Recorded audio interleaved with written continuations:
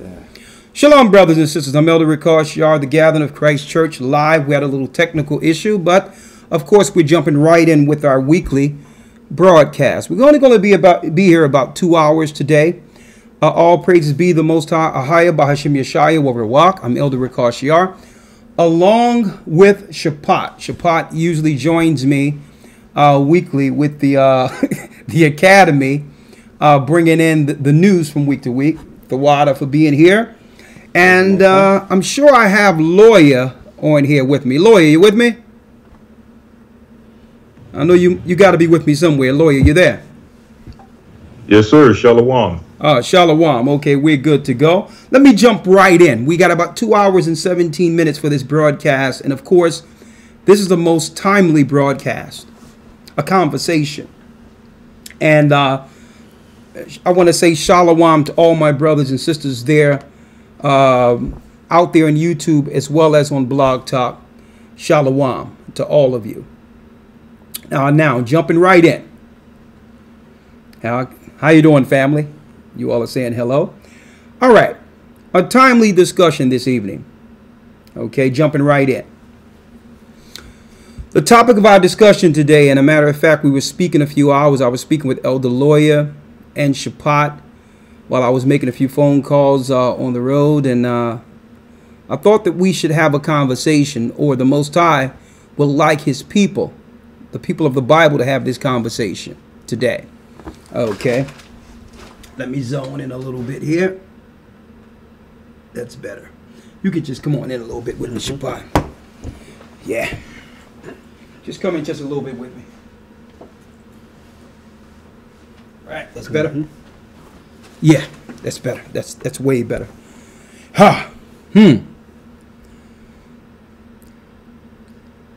Especially coming in on what we call the holiday season, where the world is more so focusing on the children. I wanted to take a different spin with this. Instead of talking about the holidays, we have enough time to speak about that. If you want to chime in and talk about that, you're more than welcome to. We have all the way up to Saturnalia to tackle Christmas. So, right. Anyway, our topic of discussion this evening, brothers and sisters, is the children sin produces. Now, check out the angle where we're going at here. I need y'all to really focus. Why? Because, brothers and sisters, we're going to need your help with this one. The children sin produces. Now, question for all of us. What's wrong with the world? A better question. What's wrong with us? Doesn't it seem that the world is gone to hell with no hope for our next generation? Doesn't it seem that way? Our children are supposed to be the future. But the children we are producing are even worse than generations past. But the question is, can we really blame our children? The youth are in fact a product of the dysfunction allowed by us. Now, let me repeat that. Our youth are in fact a product of dysfunction allowed by us within our own homes. Things we are ashamed of, actually, to speak about, but yet allow. You know how it is. You know, when we out in front, we give this facade as if everything is fine, but yet there's shameful things we allow to operate in the dark. Listen to this here. Well, tonight we're going to speak openly, if the Most High permit, and freely on the shame we cover up, which is affecting and infecting our children. And we're going to do this in an attempt to save some of our next generation. We'll also seek the word of God ultimately tonight for solutions. Okay? Now, throughout the generations, this is what we've excused amongst our communities. Sinners, that means people who purposely break the law of God or have no belief system at all. Right? We've excused sinners, and here's some examples of those sinners. Cheaters, liars, drunks, molesters, drug dealers, witches, sorcerers, whoremongers, thieves, murderers, homosexuals. And we have unintentionally, now I'm going to put in the word unintentionally, unintentionally. We have unintentionally allowed these nation destroyers to have the influence over examples within our communities who are positive or which are positive. It's as if we've downplayed or underestimated the influence on the outside of parenting. Well, I'm a good person. I know the person I'm with, my husband and wife, we're good people. We're raising our children right. You understand? My child is going to be a good person or whatever the case is. And usually your child is a product of his upbringing when it's good. Train up a child the way it should go, and when that child is of age, they shall not depart from it. Even if they depart, they'll find a way back, right? But maybe we are underestimating the influences on the outside of us. The things we allow outside of our door. Now, let's make this clear. We're going to have a discussion today. Now, this is not about blaming people, because a lot of these sins that are perpetuated, a lot of us have been saved from the same darkness and sins we are actually discussing today. Right? So it's not about blaming, but no longer can we turn a face or a blind eye to what's affecting us and destroying our children. So let me make this clear. I knew as soon as I go into it. Let me make this clear. Now, I know by discussing this, if any of us fit the descriptions of the things that are destroying our people, immediately that particular person is going to become offended or try to deflect from themselves or try to attack as a result of their sins, which are destroying our community. Being that those sins are being magnified, they may try to attack, being offended. Well, that's an issue in itself, by itself. The fact that we can't even discuss what's destroying our children openly without open attack from those who are destroying us. That's an issue in itself. So I'm going to repeat these.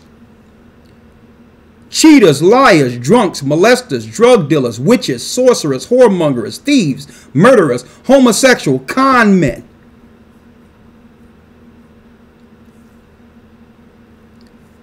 And I'm going to say it again. We have unintentionally allowed these nation destroyers to have the influence over our children and communities.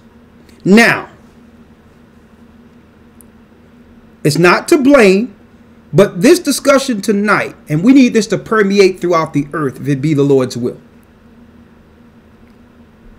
is to shine a light on the darkness which exists every day. Shine a light on what our children have to deal with. The peer pressure that's actually leading them downward towards hell. Okay? We have to shine a light on it this evening, in hope that our parents can now become accountable and to pass down not just knowledge, but accountability to our children. How can this be done? Well, it first happens with discussing it, right? Of course, we know what the Most High say. Now, this world would like to call what's going on dysfunction. That's why I use the word, right? But by calling it dysfunction, we actually take away from what the Lord labels in the Bible a curse. Because it's one thing if a dysfunction usually is if, okay, I'm dealing with an issue and it only affects me and it doesn't pass on from one generation to the next. That's a dysfunction. That's just a problem with me. Right? But if this is passed on from generation to generation, it's something beyond that particular person. It becomes a curse. It becomes a spiritual phenomenon, a negative spiritual phenomenon that affects us perpetually. So let's ask a question now based on everything that I'm saying here. How can we break our generational dysfunctions? Okay. The children sin produces. How can we break our generational dysfunctions? Right? Now, Lawya, I'm going to let you come in again in a moment. I got a few Bible scriptures I want to go to. I see you all on YouTube. I see you all. I know a lot of you are in. I'm going to place the phone number up here so everyone can actually call in. Real quick, the phone number before you is 515-605-9327 if you would like to chime in. 515-605-9327. Now, let me speak first with personally what I witnessed growing up, right? What I witnessed growing up is that blood is thicker than water, and some things have to be excused, or just to keep our I would say existence. Just to keep our existence, we allowed some things to happen. Let me give you an example. I know a lot of people that I grew up with were drug dealers, right? From one vantage point, because I grew up with them, played basketball with them, played football with them, went to school with them, they were always just that person. They were just cool. Cool. Hey, cool. I know this guy got the nickel bag. This guy, he's into this or that. Or even within your own home, you may have brothers and sisters who have have drugs, hid drugs in the house. The parents don't know the drugs in the house, but everyone else, all the children know. Someone sneaking downstairs in the cellar, passing weed and all that. Remember those days? Or the drug dealer right next door to you that's damaging the whole community. You play basketball with or whatever. Everyone buying a nickel bag. Everyone know he's a drug dealer. Right? You may have a close family member that's loose all the time, where you have a guy, he's running around dealing with all the young women in the neighborhood. Right? You have a young girl, for whatever reason, she's fast, and everyone can point that out. And I noticed that a lot of comedians today, they sensationalize, they get rich sensationalizing the dysfunctions within our communities. And why are they celebrated? Because they're able to talk about what have happened to them without shame. And usually what they say, all of us can relate to. I'm going to show you where this is going, folks. When comedians get on stage and start talking about that weird uncle, And everyone start laughing. Who have allowed this weird uncle to operate? And how many children, how many of our families have that weird uncle destroyed? Con men. They've even made their way to YouTube now. They've found internet platforms. The same people destroying us on the street corner hustlers have found YouTube pages. The same people that you know have internally always destroyed us. The drug dealers, killers, cutthroats, and all that have made their way to YouTube. The things we've excused. Right? Where am I going with this, brothers and sisters? It's about time we talk about this phenomenon. It's about time we discuss the fact that we are a cursed people. Okay? And that there's a serious dysfunction that can only be resolved through understanding that that this is a curse of biblical proportions put on us by God. Listen to this, brothers and sisters. And I'm not blaming God. Let's make this clear.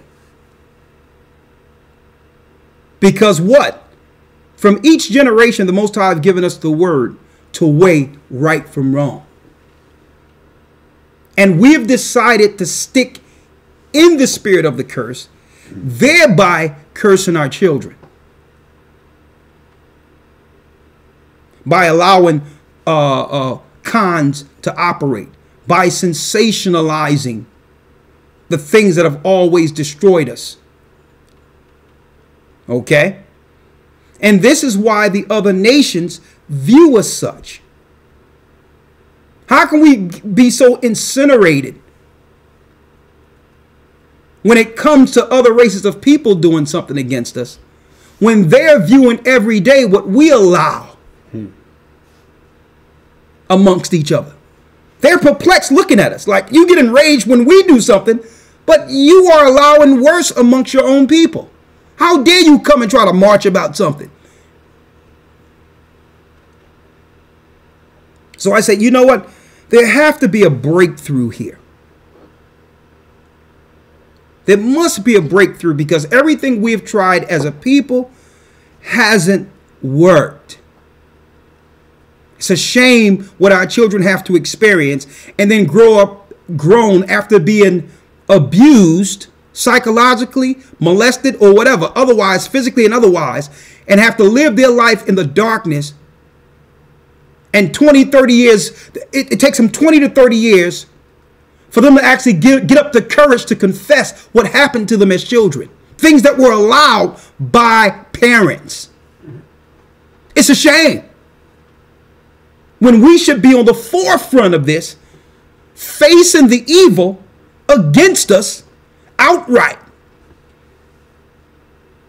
So that we don't have to 10, 20 years from now and ask our child, why didn't you come to me? You could have talked to me. While the same person out in the street or otherwise was damaging your child, it wasn't just your children. They were damaging the whole neighborhood. It wasn't just that child they were hurting. And we allow it just so that we can walk with this facade as if everything is okay. The children sin produce. And I'm going to tell you, man, the wisdom of the wicked is way wiser than the pure, brothers and sisters. The scriptures tell you this. The wicked lie in wait for our inconsistencies. I'm going to tell you right now, the times our parents may go out. Remember, the parents will go out, have a good time. Everyone should be able to have a good time. But look at the people we trust to watch our children. What's going on with our children? I know I'm digressing. Believe it or not, everything we're seeing, little gay boys running around with other boys, girls running around, changing changing their natural affection. Everyone is looking at the generation and are not pointing to the parents who made them. And above all, we're not relating this to anything spiritual. We're not relating this to the curse or seeking resolve. And you know what? Because of this, the wicked is overrunning the righteous. We can't wait for the white man to save us through this. We can't wait for no other nation to do anything. God is looking for his people, we as a people, to finally stand up for our children against all evil. That's our responsibility as parents, not just from a nation side, okay, from a parental side. We're going to show you, brothers and sisters, this evening, the children sin produces. The children that sin produces. And we're going to show you how we have slowly been acclimated into accepting our own demise. Ticking time bombs, spiritual ticking demonic time bombs living amongst us. We've sensationalized it.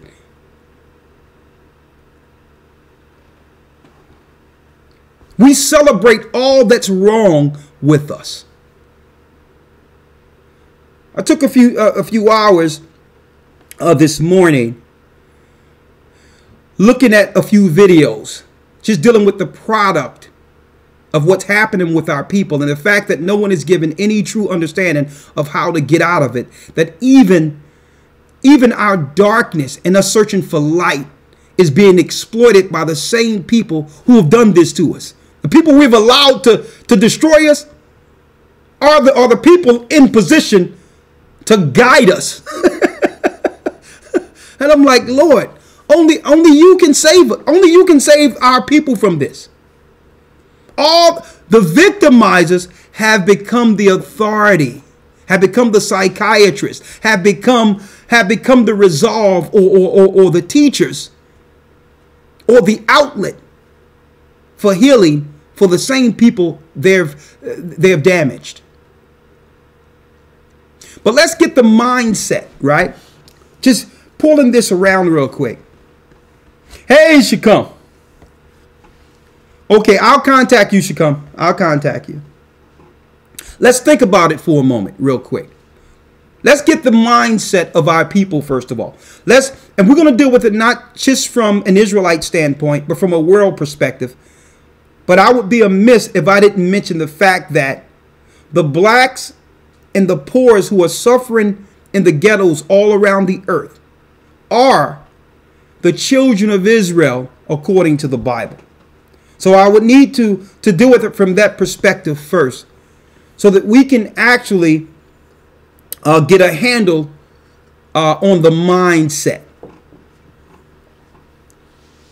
The mindset that most people may call dysfunctional. Okay. Now let me give you some examples real quick, if I may. Some of the things that we have allowed in our neighborhoods, right? I think I have a few pictures here, right? Let me just set this up real quick in order. Right? Now I know this may seem funny to some, right? How many of us laugh at Pookie from New York, from New Jack City? But you know what? Pookie was an example of real life people. Okay? People that we've grown up with, who we loved. Can we blame the white man for Pookie? How many of our brothers and sisters and cousins and close relatives we know have fallen through drugs? But this was sensationalized through the movie New Jack City. Nino Brown intimidating the neighborhood. Man, growing up, all the women loved Nino Brown. giving out turkeys to the poor. Matter of fact, making employment for the underprivileged blacks. Some more. The Players Club.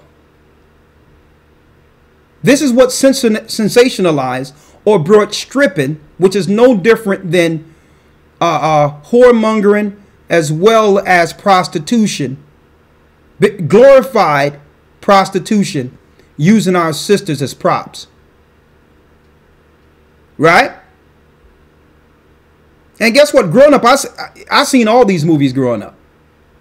Right? Boys in the Hood. Boys in the Hood. People we grew up with. And we all had them. Brothers that you know, if you say the wrong thing, they'll put a bullet in you. We all knew brothers. I knew 2-3 cats growing up. Where you're like, listen, you don't even say nothing to the guy, because what'll happen is somebody be found in the alley, in the back alley, and everyone will know who did it and won't say anything.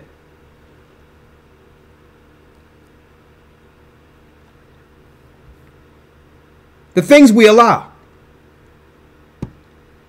Now, growing up, we didn't initially see this, but now that I look back at it, guess what? This was more prevalent than I knew as a child. I knew that there was women dressed like men and operating like men, but I couldn't put my finger on it. Because why? At that time, as a child, I only knew that people are produced through man and woman. I was one of the fortunate to be raised with my father and mother, but used to see these weird looking women dressed like men sneaking around with little girls. This has always existed in our communities. Why? And if someone can give us an answer for this, I'm open for it. We're open to discuss this, because this always existed where I lived.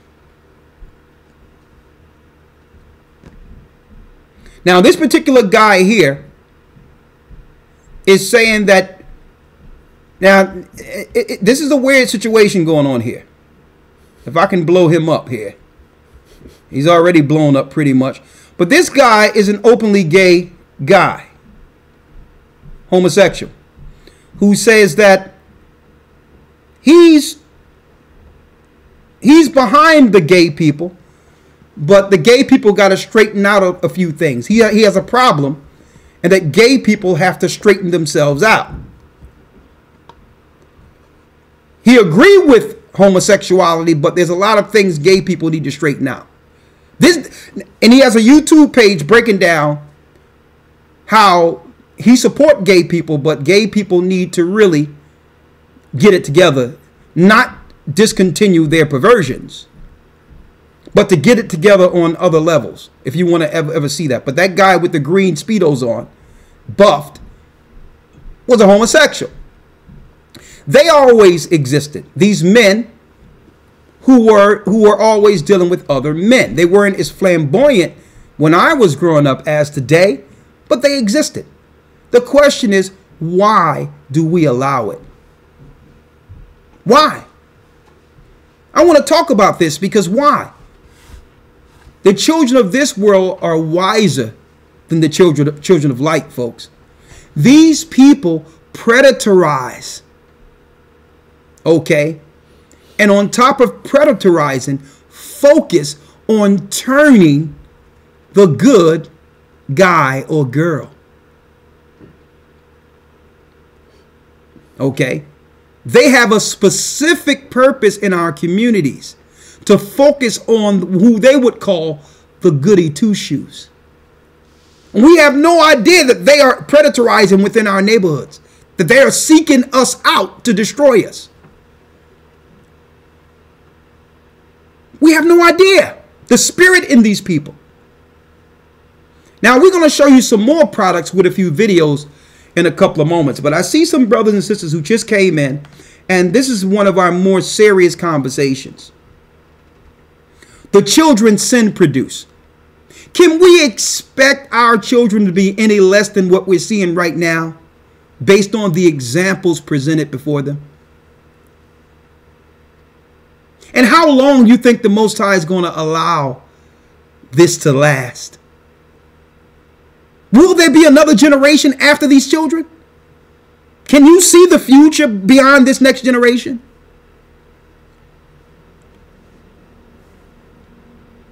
What's wrong with us excusing and perpetuating dysfunction? Now, I want to read something real quick, but before I go there, Shapad, anything you need to say? If you want to say something, it's wide open. And then after that, we have Lawya. Y'all can say what y'all want to say, and then we can go in. I think I'm good right now. Just listening. All right, Lawya, what you got? Just one scripture before you go in. I know we read this scripture almost every week with every broadcast we bring forward, but I think tonight it's going to ring true based on the content or the context of tonight's discussion. It says here in Hosea chapter 4, verse 6, "My people are destroyed for lack of knowledge. Because thou hast rejected knowledge, I will also reject thee, that thou shalt be no priest to me. Seeing thou hast forgotten the law of thy God, I will also forget thy children." So yes, as we are mentioning, as we've been bringing out, our children have been forsaken. Our children have been forgotten.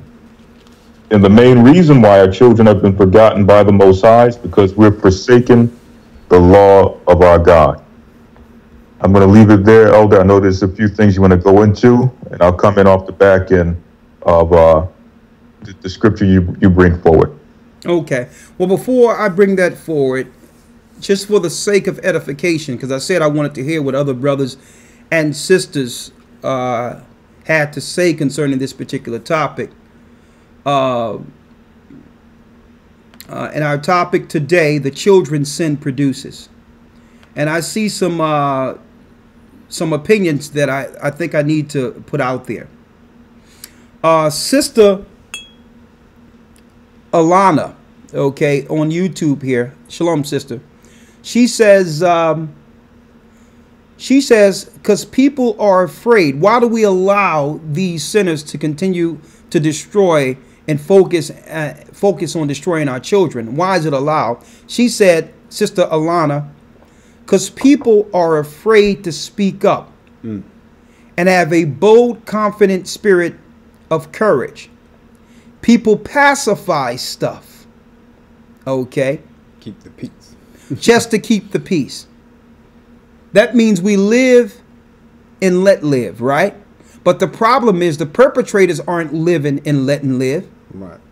The perpetrators are perpetrating. Okay? You have to realize what can you allow? Why do you think the Most High gave us laws, statutes, and commandments and civil laws concerning the spirits or demons that get in people who can overrun or destroy a country? He had to put rules in place because some people you can't live and let live. Because if they have a death angel on you and you allow them to continue, murder will abound. You can't allow, I don't care how cute someone may be to you or how close you were and you grew up with a person. If you allow a murderer to operate unchecked within your community, hey, don't get surprised when someone close to you comes up dead. And we can apply that to every sin. Someone say, well, what about cheaters? You've missed our initial dialogue because cheaters was one of the main examples that was given. The fact that there's no accountability for anything. How do we place accountability out there for our children? They have to see an example. Our children are not going to stand up against the evil until they see parents stand up. Right? I want to add something real quick. Okay, go ahead. I just wanted to add something real quick to this saying, keep the peace. Yeah. You know, for a lot of you who don't know the actual meaning of the word shalom, you know, we all want to say shalom, right? Or shalom. When you actually look at it, and you'll learn this when you join the academy, you'll be able to break down Hebrew words. Yeah. Right? Hebrew is pictorial, right? Yeah. Similar to the hieroglyphs in Egypt, where it's pictures which make up the words, right? So, peace, you know, keep the peace. It's because of not wanting to rock the boat and all this type of stuff, to not speak up and be courageous and all this other stuff, right? Go on. Well, actually, like what Elder's alluding to about this responsibility that really is with all of us, it's not on the outside of us, and these are the examples for our children, seeing adults and people and parents take responsibility for their actions. Back to this peace thing, you know, keep the peace. Well, actually, peace, when you look at the Hebrew word shalom, peace be with you, shalom, right? It actually, when you look at it, when you break it down, it's actually this: destroy the authority that establishes chaos. Now, how can you, for the sake of keeping the peace, how can you, you know, just stay away, wither away, and not be courageous, not be bold to speak up in certain situations, using wisdom, mind you, right? How can you, you know, move away from that and using the cloak of, I just want to keep the peace? True peace is the opposite of that. I just wanted to put that piece out there. Yeah. The whole thing is, brothers and sisters, we can't have peace with darkness. The reality is we've allowed darkness to overrun us. Okay? If this Bible is taught correctly, if we were in the churches teaching this Bible correctly, okay, before we can actually bring forth any level of resolve in our communities, we have to first deal with the enemies against light first. There's no sense in just sitting there between our four walls talking about heaven and all these things and then opening up the door and letting our people loose to the vultures. Right. You know what's out there, Pastor. The conversation is supposed to be, listen, it's good about this kingdom and all that, but our people are dying now. Heaven is not outside these pews and outside these doors. We have to now let everyone be aware of sin and what sin is and how it has totally eroded our communities. And now we have to face it. It's no longer a point in which we can actually ignore the darkness we've allowed. It's overrunning all that's good, folks. It's unfair to the righteous or to the pure or those who believe, because why? The more pure you are, the more impressionable you are. The more you believe in God, the more someone out there is taking your kindness for weakness and looking at you as what? A sucker. Someone they can easily get over on or destroy, because what? You are a trusting spirit. And there's no one out there defending or helping this trusting spirit.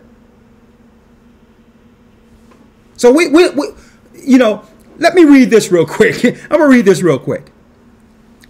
Because some of the examples I've shown you, right, is actually pinpointing just a few of the things that operate in the dark. It's the darkness of our community that's really running our communities. It says right here. You want me to read it? Yeah. Let's read 1 John 1 and 5. Read that for me, Shapat. 1 John chapter 1 and verse 5. Yes. This then is the message which we have heard of him. Come on. And declare unto you, That the Most High is light. The Most High is light. Right? Righteousness. Light. Read. And in him is no darkness at all. There's no darkness at all. There's no deep, dark secrets of sin with the Most High or those who are in him. Or keep the peace. Exactly. The Most High is coming for judgment. He's coming to shine a light on the darkness, to put it under his feet once and for all and destroy it out of existence. And we, as the righteous, or those that claim to follow the Bible, should have the same mind as our Father. Mm-hmm. See? Read. Verse 6. If we say that we have fellowship with him. If we say we're down with the Most High. Read. And walk in darkness. But yet we walk in darkness. We lie. We are liars. We lie to ourselves. And do not the truth. And do not the truth. But, now mind you, brothers and sisters, we've allowed the darkness to become the norm amongst us. It was one time people walking in sin kept sin or the darkness separate from us. It was called keep it in the closet, right? There's a reason why it was in the closet. Okay? And I'm not just speaking of homosexuality. Usually all things evil is done in the dark, so it can manifest. Because if anyone seen their initial intentions, they would have been stopped at the door. So normally, someone doing evil, whatever the evil is, it starts in secret. See? It starts in secret. The examples I can have, if parents go out and think this person that's close to you, your relative, can watch your children, and you don't know what type of perversions that are on that man or woman's mind, and why now that child is being watched by someone you trust, that child is what? That child is being taken advantage of in more ways than a parent can actually imagine. You don't even want to put it in your mind, the thoughts of some of these perverts and evildoers out here. But they'll do it in the dark and become experts at it. They're experts at darkness and excusing their wickedness also. Experts. Read on. But if we walk in the light. But if we walk in the light, in the truth, and the light is also what? Under the laws, statutes, and commandments of the Most High, holding everyone accountable to the laws and the principles given by the Most High God. See, therefore, there's no middle area. There's no gray area there. It's either right or wrong. And we must determine what's right or wrong amongst us first, folks.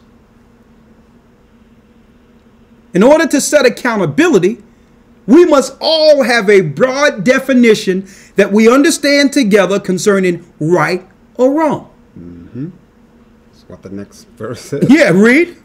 But if we walk in the light. If we walk in the light. As he is in the light. As the Most High is in the light. We have fellowship one with another. We can now have fellowship one with another. The problem is we have fellowship with darkness and excuse their darkness because why? They're family. Blood is thicker than water. I grew up with this person. I went to school with this person. And you know the evil this person has continually perpetrated against you, us, our community, all that's right. Read on.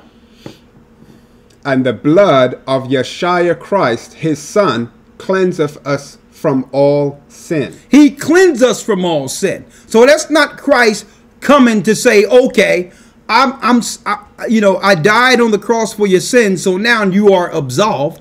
That's that crap they're teaching in church. That's not what this is saying. This is saying you have now come to terms with the darkness in you. And now have accepted Christ's blood to walk in newness of spirit and not after that dark soul that have been destroying others in the past. See? That's what it means, accepting Christ's blood. You have accepted that you were in darkness. You were the sinner. You were the cheater. You were the drug dealer. You were the whoremonger. And that by accepting this blood, that's an oath with the Most High going forward, that instead of hurting the community, you're now an asset. You're going to help those that are under sin. So Christ's blood is not an excuse to sin or to continue in sin. It makes it where we can walk without thinking of our past darkness. Okay. Read on. Verse 8, 1 John 1 and 8. If we say that we have no sin. But if we say we have no sin, that's right. We walking around in our neighborhoods as if nothing's wrong. A war-torn place and be like, listen, let's live and let live. Or I hear everyone running around in a totally destitute state talking about everything is fine. Or this one. It's our culture. Yeah, it's, it's just, that's just the way it is. Or, yeah, the white man made it this way. That's the hood. It's the hood. And, it's always been this way.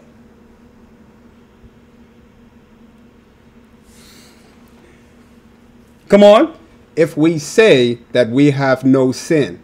If we say we have no sin, we deceive ourselves. We deceive ourselves. So the first part of healing our nation is to admit and point out the things that are wrong amongst us. And say, well, this does exist. This is wrong. That we can no longer tolerate this. Okay. We got to agree what cannot be tolerated amongst us going forward and stand on it. It's like the evil, the wicked, the darkness can all unite against what's right. So that we can't say nothing at all against them. But they have a voice. They can march. They can get organizations together. They can do all these things. But the righteous can't stand against what's destroying us internally. What's wrong with this picture? Come on. And the truth is not in us. And the truth is not in us. Let me read one more thing. I'm going to give an example real quick. Let me give an example. Elder Lawya, you with me? Yes, sir. I'm still with you. Okay. Right now I'm at Deuteronomy 32. Can you grab that for me, Elder Lawya?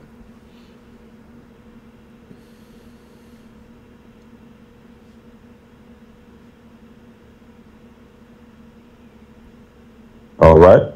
Deuteronomy 32. Let's start at the why we're in this condition, right? I need you to start at 32 and 17 when it speaks of the generational curse, where this generational curse began. Because hopefully, if we can now as a people identify where we began to go wrong, as a result of it, we can now become accountable and bring forth biblical solutions. Okay, that's why I want to go to the Bible. And that's why it's important to know that we're the children of Israel. When people claim, well, what difference does it make? Well, hey, it makes a difference, because if I can point to what got me under the curse, I can now look to find my way through it, or above, or even out of this curse. See? So when people claim that it doesn't matter who you are, that's utterly ridiculous. Especially a people that are suffering a generational curse of biblical proportion. Read the 17th verse for me, Elder Lawya. Yeah. Yes, sir. If you don't mind, I'll start off a few verses at verse 15. Yes. Deuteronomy 32, verse 15. But Jeshurun waxed fat and kicked. Thou art waxen fat, thou art grown thick, thou art covered with fatness. Then he forsook God which made him, and lightly esteemed the rock of his salvation. Look at that. They provoked him. It says we began to wax fat, get comfortable. And through that comfortability, we began to reject the God who made us so great. Read. Verse 16. They provoked him to jealousy with strange gods. With abominations provoked they him to anger. We started operating and worshiping strange gods, like the gods of the Arabs, the gods of the East Indians, the Canaanite god, the original god that the white man is served, who he hides every day, the God he worshiped, the Canaanite God. And his name is Yahweh, folks. We began to serve those gods instead of the God who made us. Ahaya is his name. Read. Verse 17.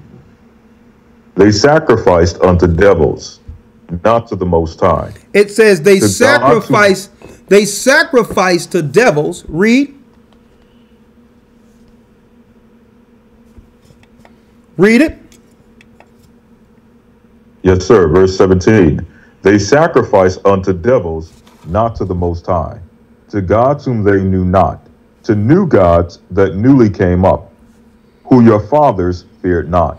We started worshiping new gods who our forefathers knew not. We began to deal with all different types of ideologies and religions. Why do you think in our neighborhood, outside of every other neighborhood that you may view today or look at today, there's a church on every corner with a different denomination, a different doctrine, and there's Muslim churches, New Age places, multicultural places? You can tell that we must be these people who are confused concerning one God. If there's only one God amongst black people in the communities, if we're going to use blacks as an example, there should be only one black church in each neighborhood where black people live. Just like when you go into the suburbs, there's not a billion churches. There's one white church everyone goes to, a Presbyterian church or whatever. We must be these people. If we're not in this, we're doving in witchcraft, astrology. We're always doving into something as if all these different vices has ever helped us. We can't show no examples where all these things we're doving into have actually helped our condition or plight as a people. Read. Verse number 18. Of the rock that begot thee, thou art unmindful. Come on. And hast forgotten the Most High that formed thee. We forgot our God, folks. Read. Verse 19. And when the Lord saw it, he abhorred them because of the provoking of his sons and of his daughters. Of his what? Because of the provoking of his sons and of his daughters. The provoking of his sons and daughters. Brothers and sisters, it wasn't enough that the men and women and the grown folk was doing it. We were teaching the evil to our children, folks. It's the same thing. And it's, I mean, even growing up and seeing what we allowed, even when the children knew what was wrong, we would say something about our parents. Look, the grown folks, we would say, Mom, you can't do that, or Daddy. They would want to slap you in the mouth. This is grown folk conversation because the child is actually checking the parents. The child is saying you shouldn't be saying that or doing that. Listen, and then the parent want to slap the child. And then the child will be like, well, maybe what my parent is doing is right. Maybe it's okay. So I notice we point to the children saying, well, children, there is no respect anymore and all that. But where have they learned that? Where did they get that from? Where did they learn it at? The parents. Read on, Elder Lawya. Yes, sir. Verse number 19 or verse number 20. And he said, I will hide my face from them. I will see what their end shall be. I will hide my face from them and then see where their end shall be. Read. For they are a very froward generation. Now, hold up, Elder Lawya. I'm going to look at that word froward generation. What verse are you at? Froward, right? Yes, sir. Verse 20. Now, I want to break this down to its most minute level because this word, perverse, the word forward, if you don't, it actually identifies the spirit which perpetually curses our people. When you look at that word forward, in the Hebrew, it translates to perverse. I need you to put perverse on the screen so that they can see it. He says we are a froward people, right? Hold on. Hold on. Let me get it here. One moment. One moment here.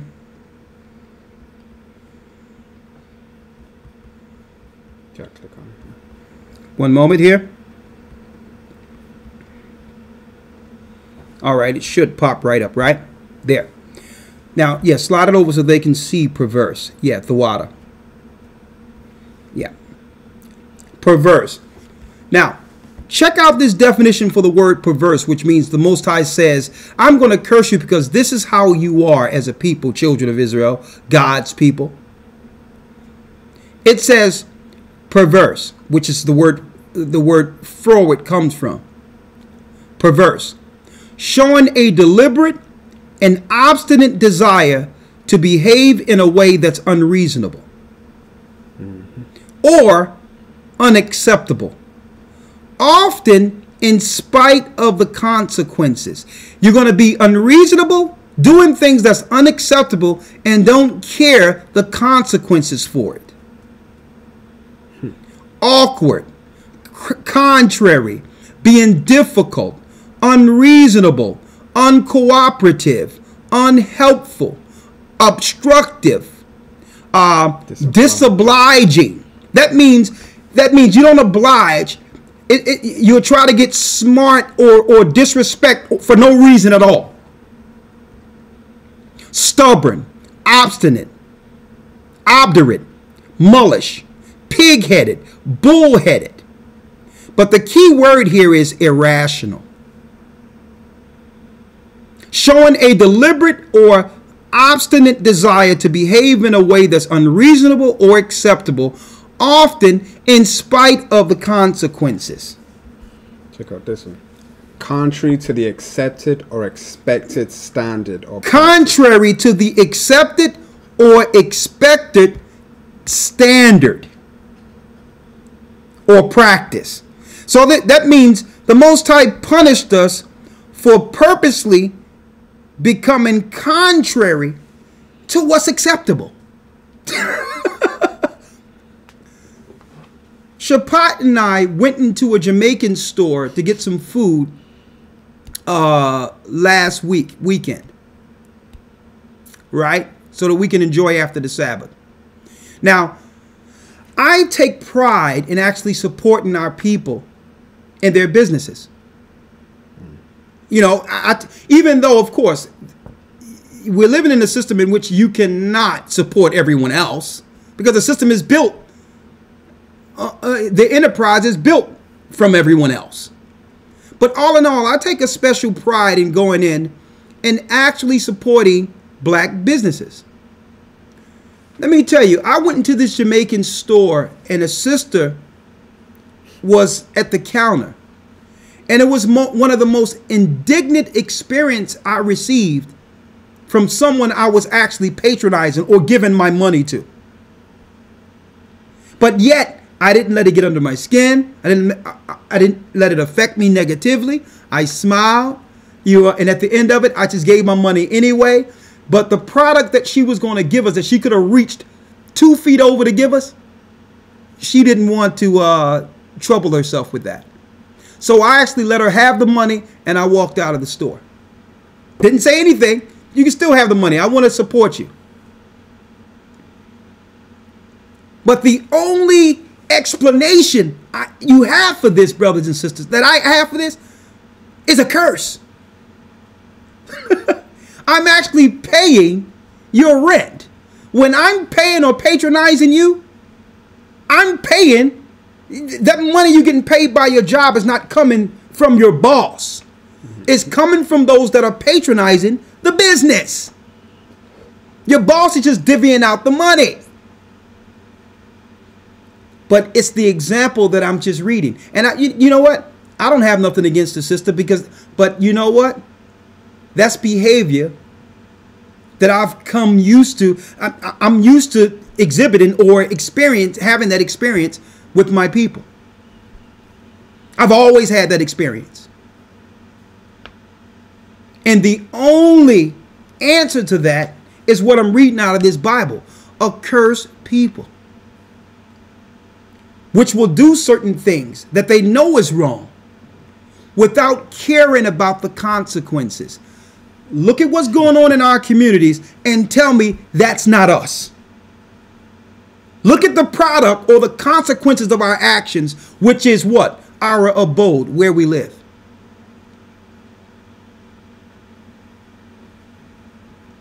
Finish reading what you have, Elder Lawya. Yes, sir. Verse 21. In fact, the rest of verse 20, it says, for they are a very forward generation. They are a very forward generation. Children in whom is no faith. Verse 21. They have moved me to jealousy with that which is not the Most High. Come on. They have provoked me to anger with their vanities, and I will move them to jealousy with those which are not a people. I will provoke them to anger with a foolish nation. So he says, Israel, if you put up a no God for me and follow these other nations' gods and turn your back on me, well, I'm going to put up a no people for you. You're supposed to be the example of a holy, faithful people. You're supposed to be the example of Abraham, you so-called black people, because we are the children of Israel. You are my standard. You are my standard. At some point, brothers and sisters, we have to get that back. We have to get that back. It belongs to us, a standard. It's one thing to say, well, this is the way we are. But there should be some level there should be aspirations amongst us as a people to grasp on and hold and get and grab and get that standard back. The Most High haven't forsaken us. He's given us opportunity to actually receive all that's promised. But I digress. Right? He says we are a forward people. That's perverse. When we get bullheaded and stubborn, no one can tell us anything. And you know what? That's to a fault. It's to a fault. So it comes a time in which we have to examine ourselves, clean ourselves up, and say, you know what? Regardless of what we did in the past, we're going to set a standard as a people now. There's certain things that will not be allowed for the sake of my children. Our children are watching. For those who've just come in, the children sin produce. What's wrong with the world?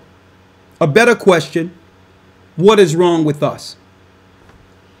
Doesn't it seem that the world is going to hell with no hope for the next generation? Our children are supposed to be our future, but the children produced are even worse than generations past. But can we really blame our children? The youth are in fact a product of the dysfunction allowed by us within our own homes. Things we are ashamed to speak about, but yet allow. Tonight we're speaking openly and freely on the shame we cover up, which is affecting, a better word, infecting our children. And we're going to talk about this in an attempt to save some of them.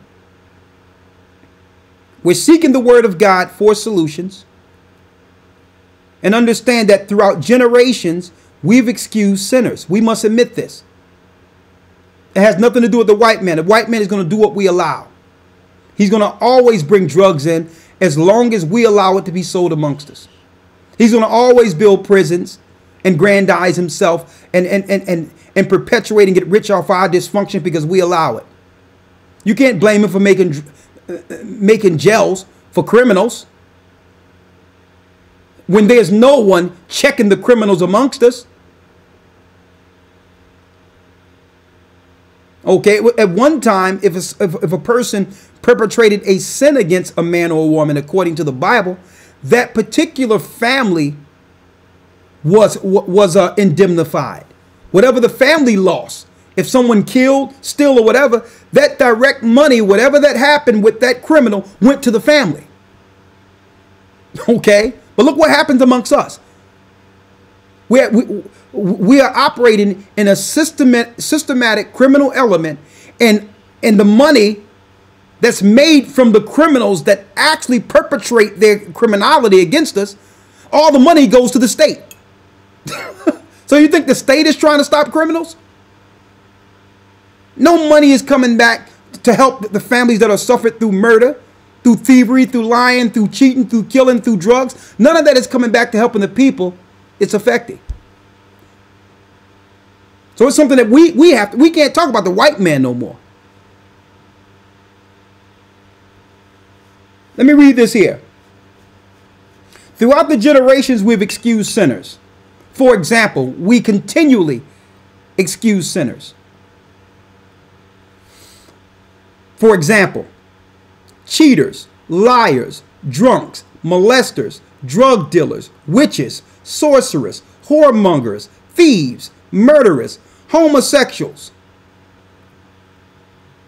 And we have unintentionally allowed these nation destroyers to have the influence over righteous examples in our communities.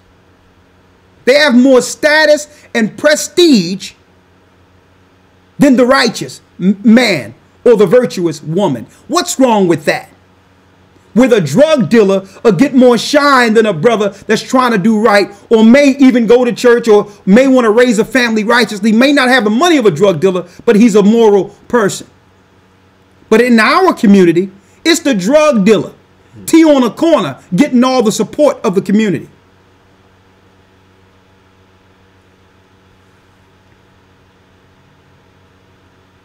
Now, this discussion is not for blaming, we're just shining a light on it.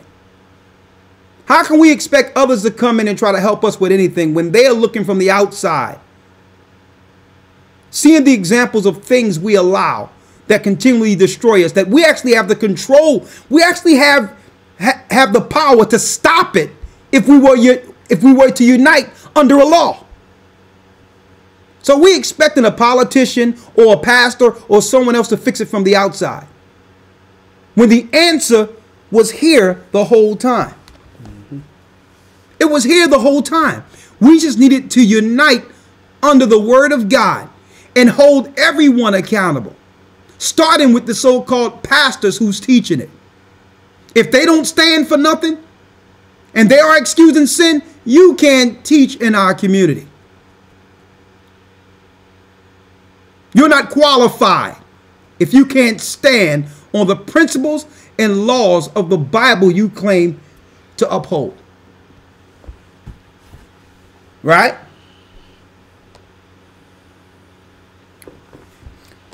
Now, this discussion is not for blaming, but shining a light on the darkness in the hope that our parents can now become accountable. Let's start in our own homes.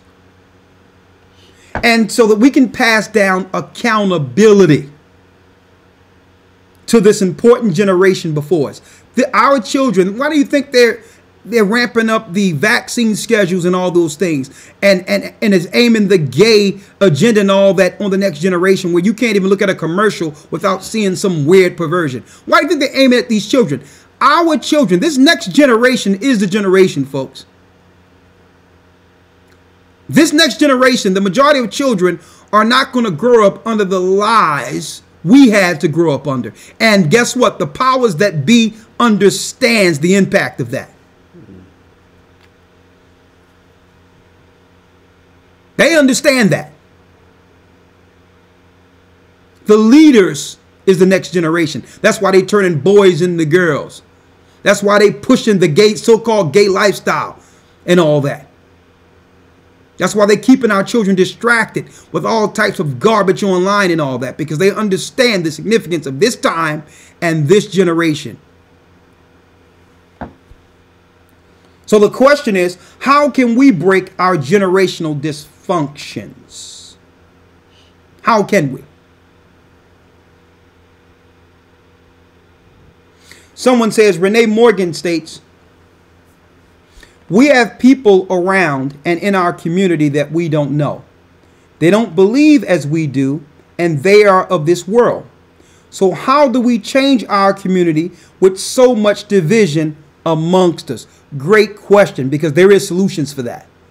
We're going to go into that, but if any of you would like to chime in with an answer, I'll be more than happy to hear what that is. But you know what? That's a great question, because the majority of people in our community don't want to hear what the Bible has to say. Well, that's good. Right there, I can put a red flag on that particular person. So it's about uniting those who are of like mind. Do you notice when I don't know if you've been in so-called white suburb communities. You should see how the mothers of that community unite in solidarity against an outside enemy that can affect the community. You should see they go to all the PTA meetings. Okay, their children play together. They all go to the same church. They all go to the same card games and meetings. And guess what? They all have the same town watch. And I'm not saying it's a perfect standard, but what I'm saying is it's voluntary. But at least there's a number of people that's going to protect that area. And all of their husbands have guns to enforce the protection of their children. Check it out sometimes. The wrong person walked down the street or somebody they haven't recognized, before you get to the end of the block, everyone know that someone is on the block that don't belong there. Okay? So it's about uniting with those of like mind. And then putting a red flag on all the enemies. Being able to point out what's an enemy to your child's existence and to your family's morals and existence. And sitting down all together in your community meetings, talking to your children and say, this is what's not allowed. There's some lesbians up the street just moved up around here. We have to keep an eye on them. There's some sodomites up the street. They just moved in. We have to keep an eye on them. There's a drug dealer on the corner that we're going to get off our corner. Because that drug dealer is peddling drugs. And guess what? Your child will be peddled to. I grew up in the hood. And I know how many times people came to me and say, yo, young boy, hey, why don't you try this? Until they realized, that I wasn't going to deal with it. And they left me alone altogether. But all in all, they tried. In the absence of my parents. They tried to get me on drugs. They offered me drugs, folks. And we can't turn a blind eye to this. Because when your children go out, they're being offered. The offers are given, folks, to our children. So it's up to the righteous to unite and put a red flag on what y'all know exists before your children. So we're not saying have a town meeting and say, okay, homosexuals, we're going to do something. No. You find out those of like mind in your community and begin there.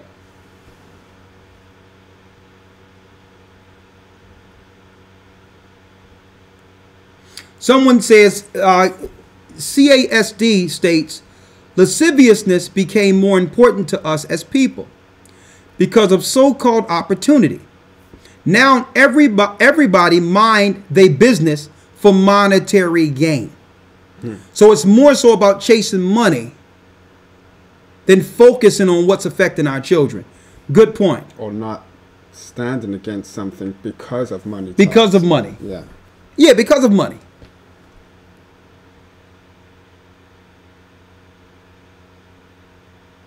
That's a few more. Yeah, you know what I mean? I'm going to tell you, them suburbs, they got it down. They got their children coming to the door. You think they're really selling Girl Scout cookies? No sooner that child come home, they be like, yeah, did you go to 15, 17? Who's up in there? There's some weirdos been running around up there. Did they buy any cookies? You know, the children sit there and say, we got lemon cookies, looking all in the door, trying to figure out what's going on around them. Right? Someone says, Donna Turner, amen. Those of like minds need to come together and build neighborhoods. Like minds in the Most High and righteous, those who have courage to stand firm. Good point. Okay. Now, of course, I have a few more examples that we're going to talk about this evening in our discussion. The children sin produce, because we're going to show you some of the children that sin produces. But before we do that, let me make some announcements. Hold tight.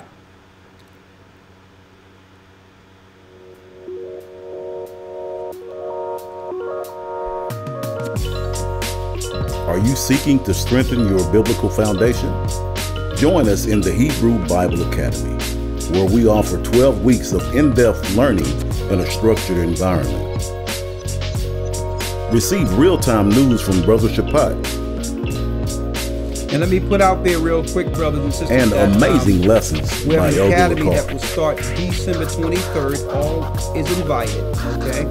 And Learn ancient we're breaking Hebrew down new with lessons. Elder Like Lawya. this week we're going into With the 12 70 amazing Daniel. lessons, We're gonna break down you're some guaranteed to Daniel learn more prophecy. about We're gonna your break true down biblical Revelation history prophecy and authentic in Hebrew the last language week. than you So would in if a you wanna be traditional part of Christian it, church. send an email For only to a one-time payment of $150 or 3 monthly payments of or you go to $50. gatherwithchrist.org. Join us Get at on the tab historytimes.org Academy, and sign up enroll. today. Send an email to gathering. It's not too late. See Become you a part in the academy. of the academy. It helps the work. Okay, for those who would like to call in, let me give you the phone number right now. Okay, the phone number 515-605-9327. You can call in 515-605-9327. Now, like the commercial just put out there, brothers and sisters, we do have another academy coming December 23rd. We would like you all to participate. This academy actually helps us build the work and set up churches in locations that have none, okay? And that's what we're going to be using some of the money for. We have a new church that's coming in Dallas. We should have that thing tied up in a few days. We also are working on a new church in Houston, Texas also, as well as churches in other areas. So we got a new church we're working on for the West Coast, Washington State, as well as California. We're looking to get into Indianapolis and all the other different remote areas. And we can, and it's impossible to do these things without financial help. So if you would like to join the academy, you can send an email to gatheringas1@AOL.com. 3 months of spiritual packed information you can't find anywhere. Okay, you have 12 weeks of lessons. We send you the PDFs. Shapat and I go in with the news. We have Elder Lawya who comes in with the Hebrew 101, and we also have your lessons. Okay, there's nothing like this in the earth. 5, 6 hours, sometimes 7 hours of spiritually packed information that you can't get nowhere. So if you would like to be a part of this, send an email to gatheringas1@AOL.com, or go to historytimes.org or gatheringofchrist.org. Also, I want to mention, give an honorary mention to Elder Gabar, who's over I Am Apparel. You'll be surprised some of the products we have there for wear, for Israelites and for brothers and sisters, your everyday wear. You can go to I Am Apparel, go to gatheringofchrist.org and hit the tab for I Am Apparel. You'll be shocked at all the apparel we have for men, women, and children. Put on your beautiful garments through I Am Apparel, okay? Also, we have through our headquarters we would like to have open by January 1st, okay? And we're asking for donations for those who can actually donate to help us with some of the work. We need finances. We have contractors working, but we need finances to help get it up. And guess what? It will be up by January 1st if it be the Lord's will. So if you want to send donations, you can, if you want to send through check or money order, you can send it to Gathering of Christ Church, 2000 Hamilton Street, P.O. Box 946, Philadelphia, PA 19130. Or you can just send us an email to gatheringas1@aol.com and say you would like to donate for the building, and we'll respond with exactly of how you can actually donate in corresponding with your email. I wanted to put that out there also, okay? Now, another thing, go ahead. Yeah, sorry, real quick. Kind of timely with today's broadcast also, speaking about building a community. Yes. It's a great help if you would hit the like button on the YouTube page and the subscribe if you're not already subscribed. Okay, and that way it'll help actually the numbers to, build a community so others can hear the type of broadcast today. And be sure to hit the like and subscribe and the little bell notification so you can get, the notification when the broadcast goes live. Exactly, and that's what it's about. It's about supporting each other, in spirit. And I'll tell you, you hit like, subscribe, and what happens is it will allow others to actually view us, because it automatically somehow through the algorithm, it's referred based on how many likes, share, and subscribe. So when people just go to YouTube, it'll pop up as an option if y'all move it up the algorithm chain, but it can only happen if you like, share, or subscribe. Okay. Now I wanted to put this out there real quick that last week a sister called in through Blog Talk from Florida. She gave us a number that was on a piece of paper, but the paper mistakenly was thrown away while we were clearing things up. We were going to call you the next day.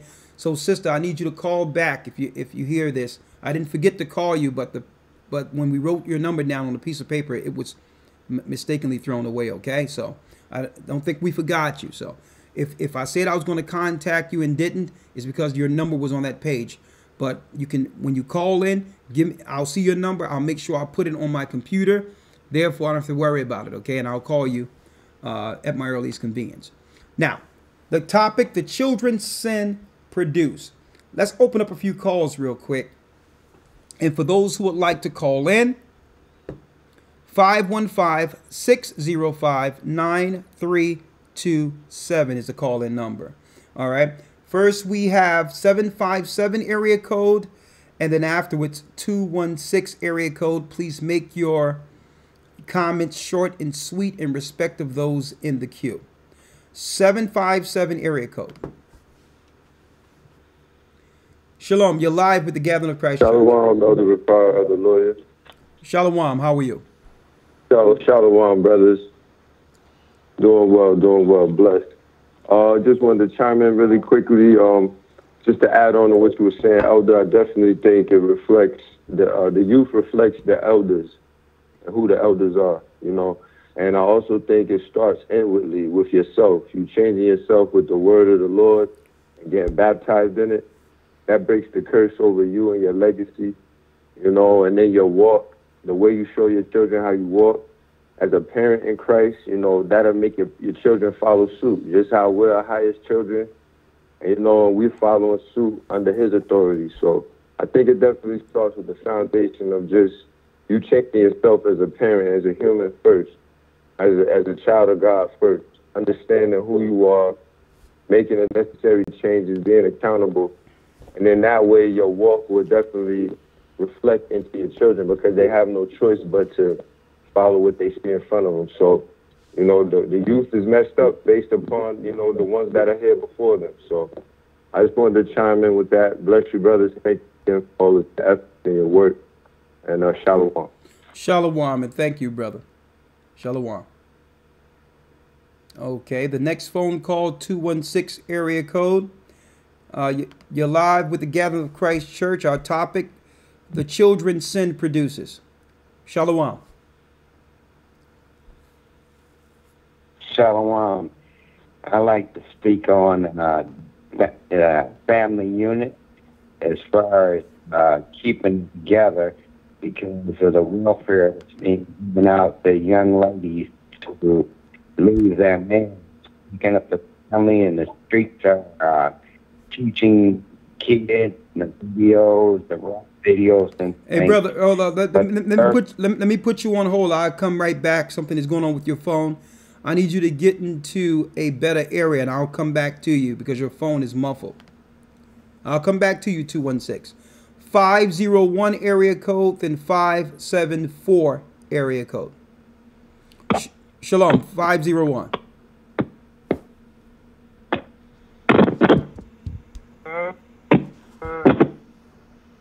I just wanted to tell you. Bad reception. If y'all have a bad phone, I'm going to the next call.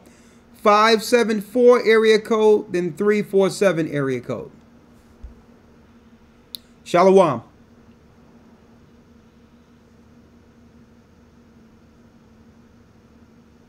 .574 area code. I'm going to the next call. 347 area code, then 407 area code. 347, then 407. Shalom, Elder. You can hear me? Shalom. You're live on Blog Talk. You're live through YouTube. You're here with the Gathering of Christ Church. Our topic, the children sin produces. Talk to us. The children sin produces. Elder Lawya. Shalom, Elder Lawya, Deacon Shapat, Elder Rawchaa, Brother Yashar, NYC. And I think this is a timely topic that we're talking about. And it's funny because I feel like a little pain in my gall because, like, one of the biggest spirits that's plaguing our community, along with what you're talking about, is the spirit of concealment. Like, you know how the way the adversary works and how the spirits work, even tell you in the Testament of Reuben, the 4th chapter, that concealment is a serious spirit. And I say that because you grow up, and the thing is, my parents raised me not to involve myself in, like, gang banging, guns busting, like, stuff like that, selling drugs. But one thing I would have to admit that I was guilty of was the concealment of it. Like, not saying much of who was selling, or not doing much, or knowing who it was. If they asked me to, like, just stand by me or whatever, just so a cop won't think I'm dealing with anything, I would do it. And you know, it's like, I just thank Yeshaya because he gave us a chance of repentance, because now it's like something that I would never do that again. But that is plaguing the community because I've seen it. And I remember one of the stories that's coming to my mind as you're speaking on this is when I was in the 7th grade, and this girl, and she was a close friend of mine, and she told me that a boy in our school raped her. And I think about the children younger than me, and I'm like, she didn't tell anybody that. And then I was like, I told her I would do whatever she wants me to do, but she wanted to conceal it. So I can only imagine how that affected her being 11 or 12 years old, and she was raped as a girl. And now that I'm going into, like, work, like, I want to do, like, youth correctional counseling, or dealing with, like, a little bit of school counseling as my future, I can only imagine how these kids is concealing all these issues, concealing all these problems. And this stuff is plaguing our community. It actually frustrates me as I'm even talking right now. And when it comes to solutions, I think of Isaiah 9:16, where it was like, yo, the leaders of this people cause them to error. Because the saddest part, our parents is going off, our uncles is going off, our cousins is going off. It tells you, and it's like another Benjamite saying is that it takes a village to raise a child, but the whole village is plagued of sinners. So it's like, who is the example? And that's the reason why we constantly got to be street preaching. We constantly got to be following the government. And when I say government, I'm talking bishop, deacon, elder, officer. That's the government I'm talking about. Because that's the only way we will renew our people's minds. Because other than that, hell is going, the world's going to hell in a handbasket. Elder, I could go on forever, but I do want to be respectful of other people's time. Just keep dropping it, because this is frustrating me when I think about it. It makes me want to hit up the girl who even, just to see if she's okay going forward. But Elder, I yield. And another last point I do say, and you might have to speak on this, Elder, for you. We're contending against the ideology of what's cool. Because even though I never wanted to sell drugs, listening to 50 Cent, listening to you say you a gangster, listening to that stuff seriously plagues your mind. And I recommend everybody go watch that video Elder Rawchaa and the elders did on Do As Thou Wilt. Because you're not living the life you think. You're living a preconditioned life given to you by Aleister Crowley. So, elders, I yield. Peace, blessings, shalom. Thank you, brother. Great points. Thank you, brother. Great points. And one thing that stood out there is he's saying that one thing that's allowing sin and evil to be perpetuated on our children. And what's going on plaguing our communities is the spirit of concealment. That's darkness, where a young lady can get raped, and whatever's going on in her home, she feels wrong for actually speaking out. Now, I'm glad he brought out one. That's only one of many examples, but that will plague her the rest of her life, even when it brings in an early age an inordinate affection. It can either work one way or the other. Sometimes it turns a young lady promiscuous, where a demon comes in, where she just gives a body for nothing, with no value to every man. Or it can come in where she becomes so closed that even when she meet a well-deserving man of her love, that man have to deal with breaking through that wall she placed up with her first experience with a perpetrator, someone who she should have been protected from. And not only that, we have these people operating in our neighborhoods who know exactly who to target. They know what person to deal with that will not say anything, or who's afraid to say anything. Why? Because there's no protectors, brothers and sisters. Perpetrators, believe it or not, they target their victims. The problem is in our neighborhoods, we don't focus and target them. We don't focus on targeting them like they do us. We don't unite ourselves against unrighteousness. And right now, that girl grew up, and no telling what came or what produced from that initial sin that came in, which wasn't her fault. There's no protection for our young ladies. That's an issue. There's no protection. And they feel they're out there by themselves. And then you run into these ladies when they get older and see how defensive and upset they are and how abrasive they are, not realizing she had to put that up to protect herself after what happened at the age of 10 or 11. When there should be some protection for our young girls, 10, 11 years old. We have daughters being raised with no protectors around them, which I believe is the biggest issue, where the father's not there to protect her from the beginning. And these perpetrators knows this. But I can go on and on. That can be a conversation within itself, but concealment. Young boys are getting taken advantage of and conceal it. Why? No young man want to admit that they've been taken advantage of by someone else. There's a lot of that going on amongst our community. And see, and that's why the Most High said in the Bible, I used to wonder, like, why is it so punitive of a punishment for homosexuality? Okay, why? Because why? Sometimes being taken advantage of is actually worse than death. Because you have to now grow your whole life with that sin in you, and now you're perpetrating that same sin and affecting many lives. With that perversion that moves from one person, from the perpetrator to the victim. That spirit moves, and then it begins to operate and destroy others. That's why the Most High made that law so punitive, because it's one thing to be an unrepentant, a repentant person who know you're dealing with darkness and know you're struggling with something and looking to overcome it. It's another thing when you become a victimizer against the pure, the unprotected. And see, and that's why the Most High had that in the Bible, that if a man lie with mankind, he shall surely be put to death, because he know these two perverts are unrepentant, and they will find a young boy to abuse, molest, and destroy. But yet we can't talk about that in our communities. And that's a problem. That's a problem, that we can't talk about this. How can we break our generational dysfunctions? It starts with us talking about it, just like we are today. Bringing it to light. Bringing it to light.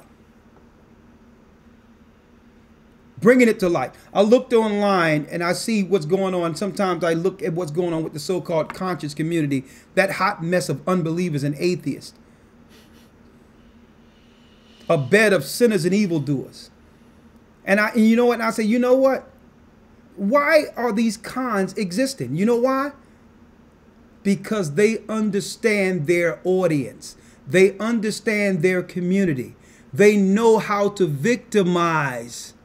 They understand that our people are in a victim state and they're capitalizing from it.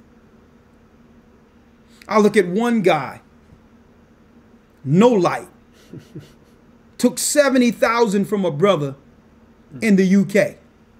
70,000 of his inheritance he took away. And these people are supposed to be the ones who dropping knowledge and understanding for our people. Thieves. Another brother, I'm seeing a guy called Nature Boy or something. Come to find out, I don't know what's going on with his family, but he was raised with no protection, where homosexuals took him in and just turned him out all there in Atlanta and all that. And no one is actually reaching out and saying, brother, you shouldn't have a platform in which you're talking about this. We need to now make sure no one else do what was done to you. Okay? You're still that little boy who was abused by those guys. And we're wrong for allowing this to happen in our communities. Who are they? Let's find them.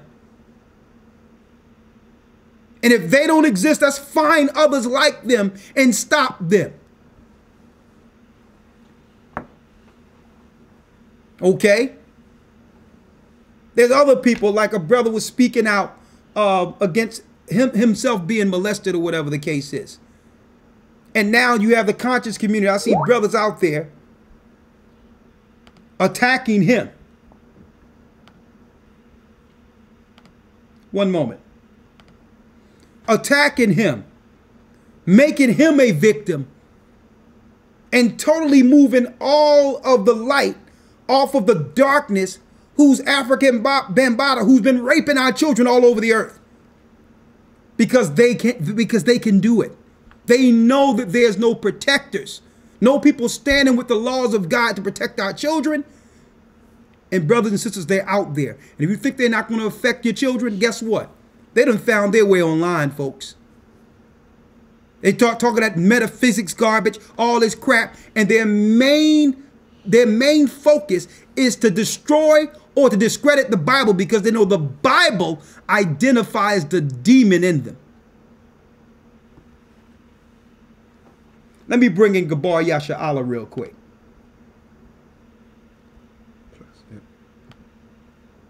Where is it? Right here?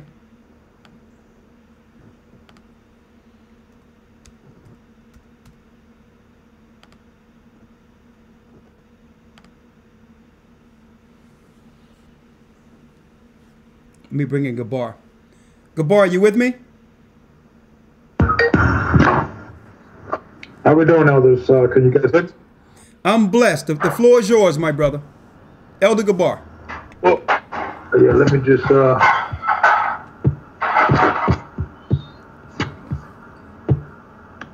okay, all praise to the Most High. Just listen to the show, and you know, I just came in with my family. I was listening in the car, and I'm home now, so I wanted to just come in and just give my 2 cents.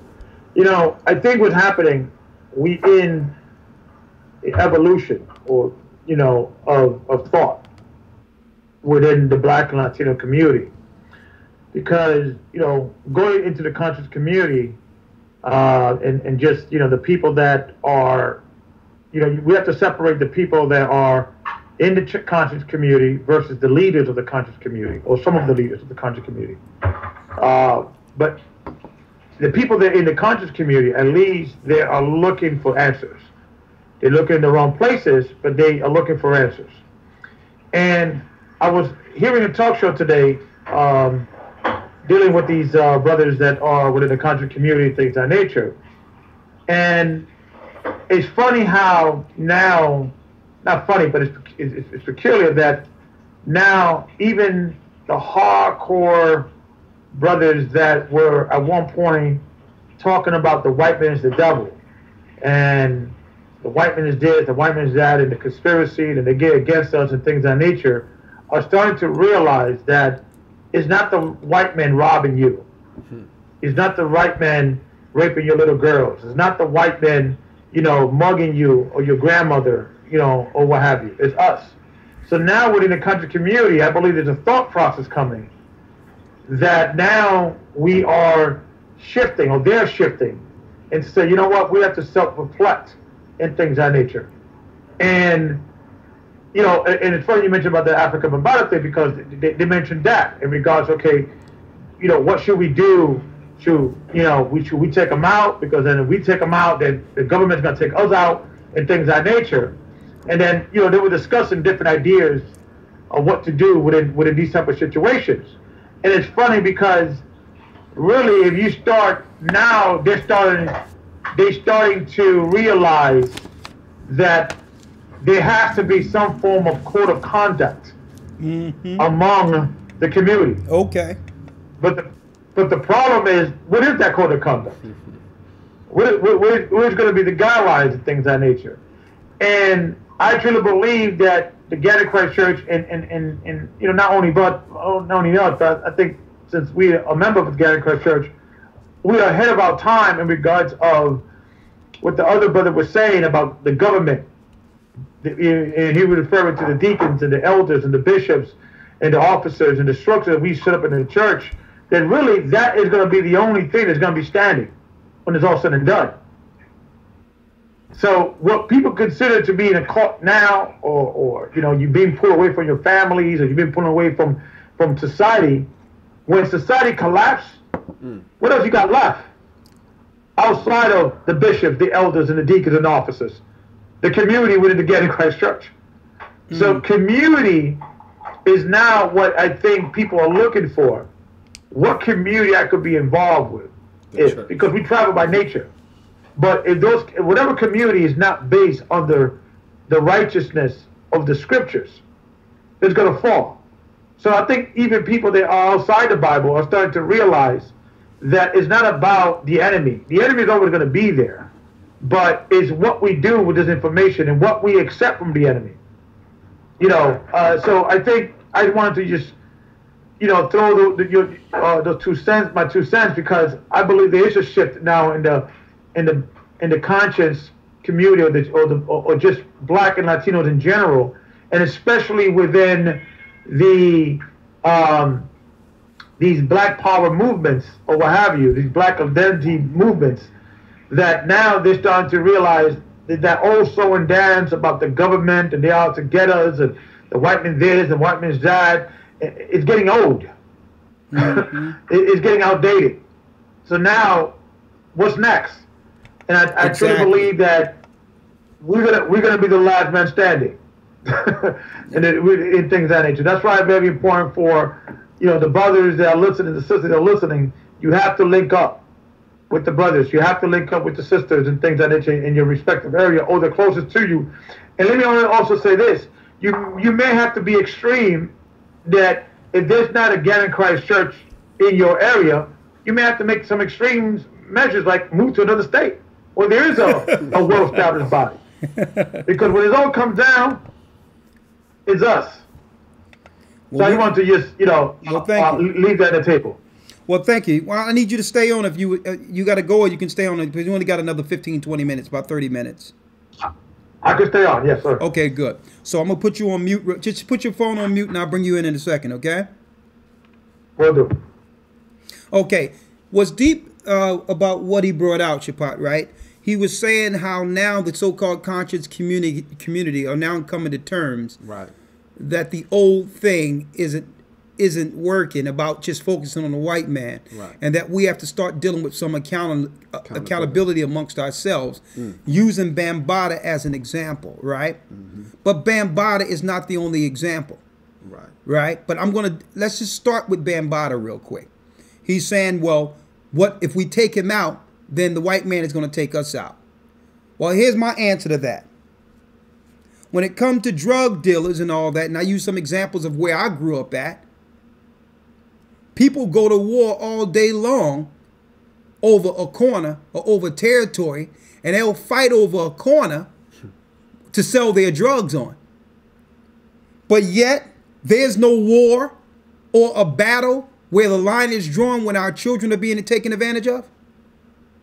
Now check that out.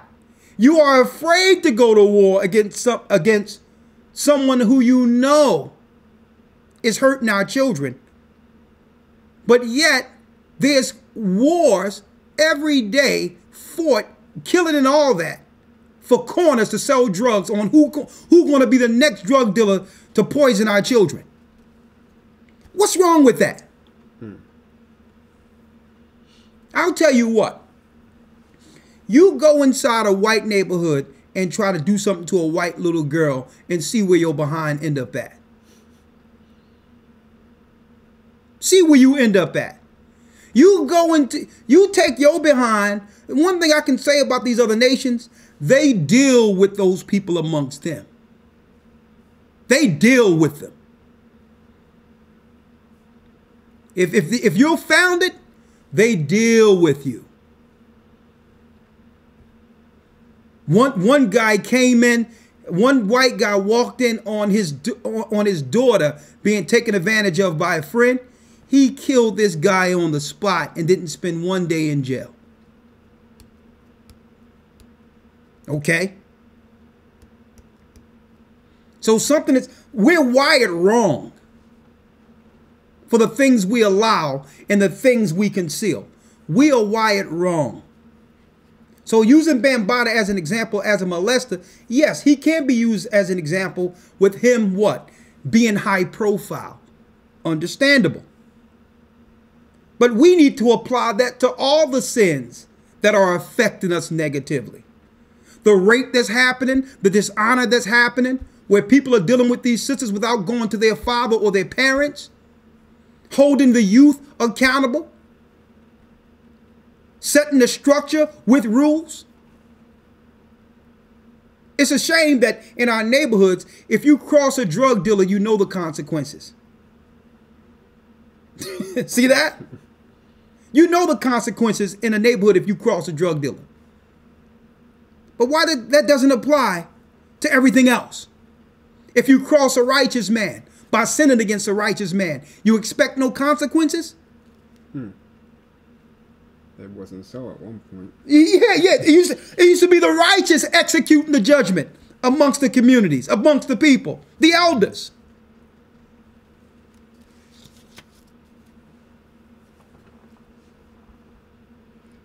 Jumping right in. Elder Lawya, you can come in anytime. We have about, let's see, one moment here. Where are we? We have about 30 minutes. We'll probably do about 10 minutes overtime. Anytime you want to jump in, Shapat, you can. Elder Lawya, you can jump in anything you would like to say. Absolutely. Dealing on the point of, I noticed we've mentioned quite a few times throughout this discussion, the usual reaction of our people when these types of discussions are brought up, or when this topic is brought up.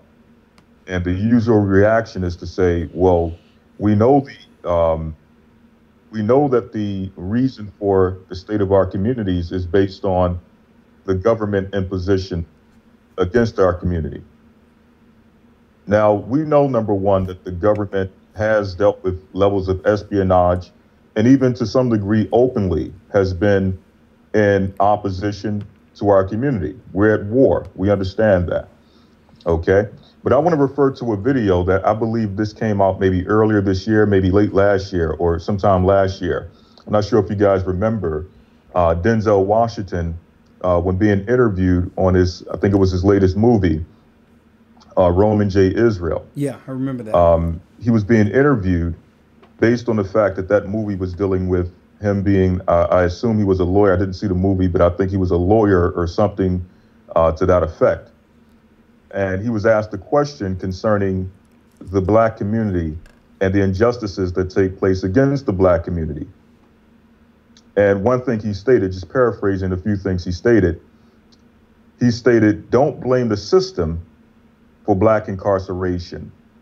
It starts at home. Now, of course, a lot of our people were upset, or many people, including some in the conscious community, were upset at that statement, because the blame for the incarceration of our people, and again, we know that there's a lot of shady business that goes on against us, but nonetheless, his response wasn't, well, yes, it's the system's fault. We need to fix the system. His response was, don't blame the system for black incarceration because it starts at home. He went on to say that, well, the system is not going around and mass incarcerating 7-year-olds. Exactly. But by the time we're 13, we have committed many evils that possibly land us in prison. And this is a result of what we learn in the house, or the absence, or what we don't learn in the household. So I'm bringing up this point for a reason.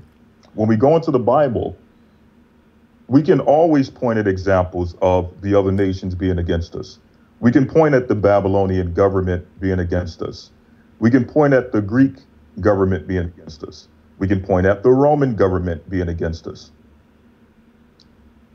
But at the same time, or for the majority of time in the Bible, when we read the Bible, a majority of time, it points out the evils that we've committed against ourselves. And I'm going to read a scripture that I believe is very profound, and it speaks to what we're dealing with today. And then I'm going to give a little bit of a backdrop to show you that even in the face of the enemy government, or the government of the enemy, we still find ourselves against ourselves. We still find a way to become enemies, even in the face of the adversary. This is the book of, let me get this here. This is Matthew chapter 27, verse 25. Yeah. Then answered all the people and said, his blood be upon us, speaking about the blood of Christ, and on our children. So why am I reading the scripture? What does the scripture have to do with anything we're discussing tonight? Again, the scripture says, his blood, meaning the blood of Christ, be upon us and on our children. This is being spoken by the chief priests, the scribes, the Pharisees, and all those who were banded together against Christ. Now, here it is. We had Christ, which for the life of me, I don't understand why Christ cannot be celebrated, or is not celebrated, as the greatest black leader, so-called black leader, to ever walk the face of the earth. We celebrate the Farrakhan's. To some degree, we celebrate the Malcolm X's, the Martin Luther Kings, and the Marcus Garvey, so on and so forth. But for some reason, we cannot find it within ourselves to celebrate Christ as the greatest black leader to ever walk the face of this earth. When we examine Christ, Christ was against the abuse and the misuse of children. This is why he said what? Suffer the children to come unto me.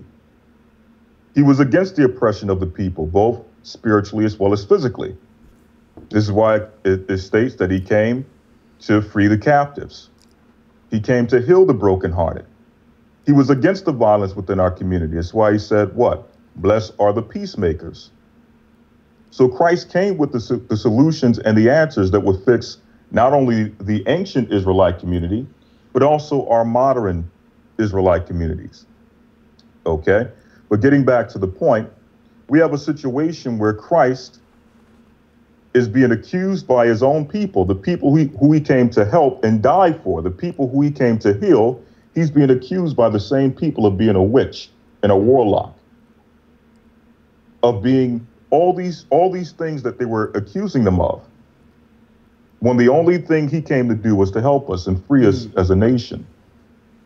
Now here it is. We're in a situation where you have Pontius Pilate, who is a representative of the Roman government.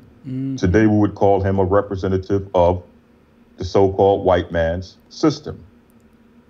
And then we have the leaders of our system, our government, the chief priests, the scribes, the Pharisees, and the other leaders of the Israelite nation, the Israelite community. Pontius Pilate, the representative of the white system, the Roman government, is trying to find a way for Christ, or some type of stipulation for Christ to go free, because he, even though he's a Roman, even though his people had us in slavery, because he could not find any fault in Christ, he was at least willing to try to offer up a way for Christ to go free. The white man. Now, our people, instead of taking that opportunity, that was the white man trying to free Christ from the judgment of his own people. Exactly. Now there's a point, Exactly. Lawyer. I don't want you to break your point because you want to roll here, okay? But this is what I want to bring out here concerning this. Christ came to help the victims, and all the leaders wanted him crucified so that they can have access to the people to further victimize them. Mm-hmm. It wasn't because they were against. It wasn't about Christ being what they claim he was, an evildoer, a sorcerer. They were just trying to turn the people against Christ, because Christ was the protector of the people.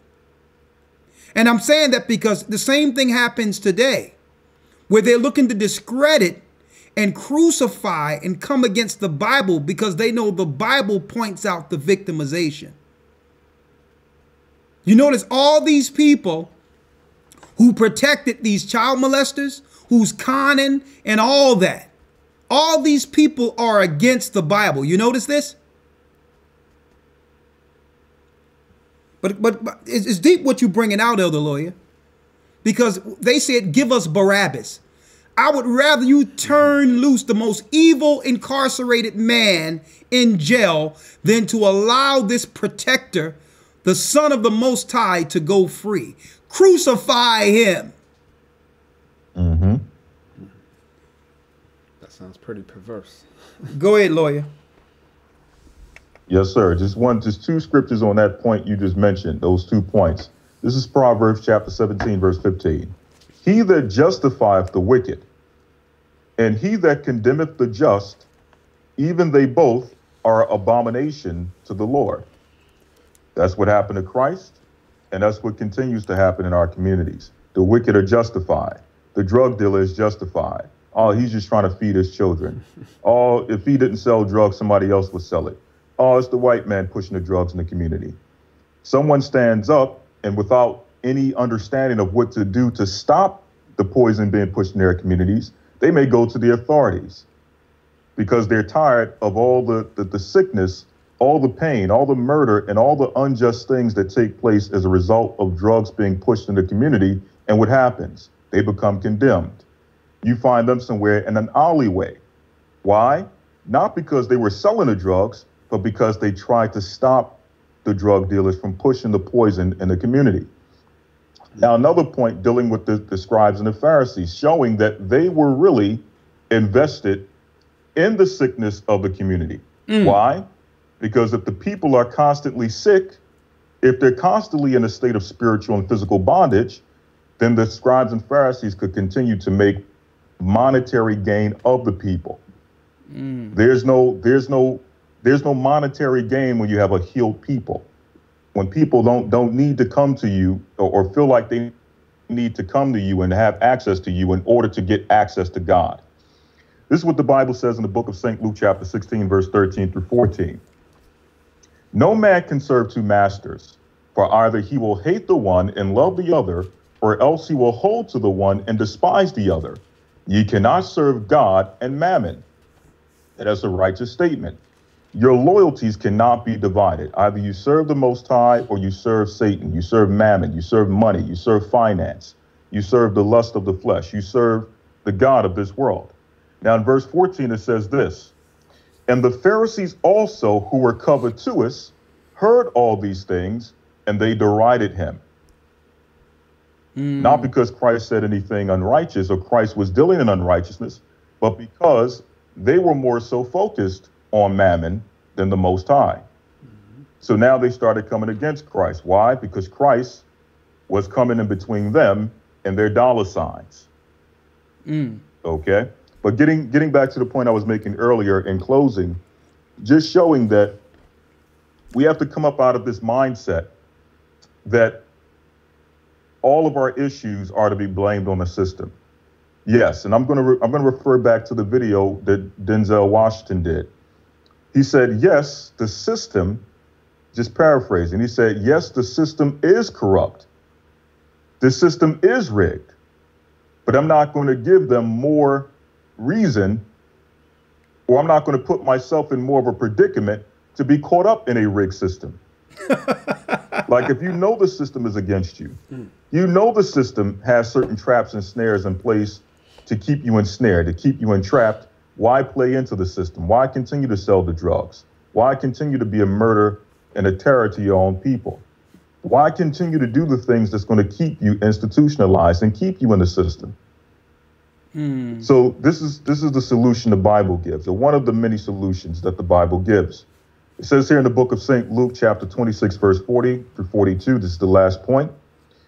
If they confess their iniquity and the iniquity of their fathers, which with their trespass, which they have trespassed against me, and that also they have walked contrary to me, and that I also have walked contrary unto them, and have brought them into the land of their enemies. If then their uncircumcised hearts be humbled, and if they accept of the punishment of their iniquity, then I will remember my covenant with Jacob, and also my covenant with Isaac, and also my covenant with Abraham will I remember, and I will remember the land. With that, I yield. Hey, great points, great points. And I'll tell you this, brothers and sisters, if you notice what was brought out, it was profound what Elder Lawya brought out here, showing solution. And what came to mind when he said we have to stop, he was paraphrasing Denzel Washington, and stop blaming the government and blaming this, that, and the other. Why? I noticed that years ago there was this so-called former LAPD guy who found out that the FBI was complicit with the CIA in smuggling drugs into LA, and they had this big town meeting with the politicians and all that to bring it to the forefront, right? But here's the issue. There was no town meeting within the communities pointing out all the drug dealers that were selling drugs amongst us. Where was that meeting at? Where was the meeting on the drug dealers? Where's the meeting on the child molesters? Where's the meeting on the thieves and the con artists? Where's the meeting on all the other nations coming into our neighborhoods with these different religions, tearing us apart religiously and monetarily, and taking the spoils back to their countries? Where is the meeting? But there won't be a meeting if the children of Israel don't come back to the Most High God under one law and one principle. There won't be a meeting. So now, I mean, when you look at it, the plebs of our people, the low of our people are saying, well, you know what, we can't beat them, let's join them. The other nations are taking advantage of the underprivileged, the poor, the suffering, the cursed. Let us in on the game now. We can't beat the system, so let us take advantage of them also. So it comes a time in which we, as a people, have to say, you know what? I'm a child of the Most High God, and I'm not taking it no more. For the sake of our children. I'm not taking it no more. We're not just going to sit back and be overran by sinners. We can't do it no more. And see, and that's the point in uniting and setting up churches in righteousness. I'm not talking about these ragtag churches that are out there like the TD Jakes and all of them, the mega churches and all that ain't talking about garbage. I'm talking about actually establishing the same ministry under the same spirit Christ developed with the disciples, and that he nurtured in the disciples, that original ministry, that place in which is a refuge. When our brothers and sisters do need help, or whatever the case is, they can reach out and get solutions, get resolve, protection. So it's not about waiting for someone else to do it. Okay? We have to establish the kingdom on earth. We have to establish what we can with who we can. A few more phone calls. Put the number up there for me.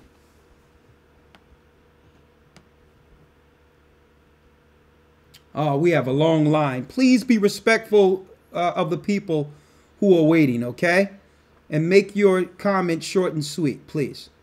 We have Brother John. We have Sister Lisa from Florida. That's who I was waiting for. Okay. Sister Lisa, how are you? Good evening, Elder Rawchaa. How are you? Blessed by the best. I have your number, so I'm going to make sure I call you back. You heard I lost your number, but I'm going to write it down. I'm going to call you after the program. The floor is yours.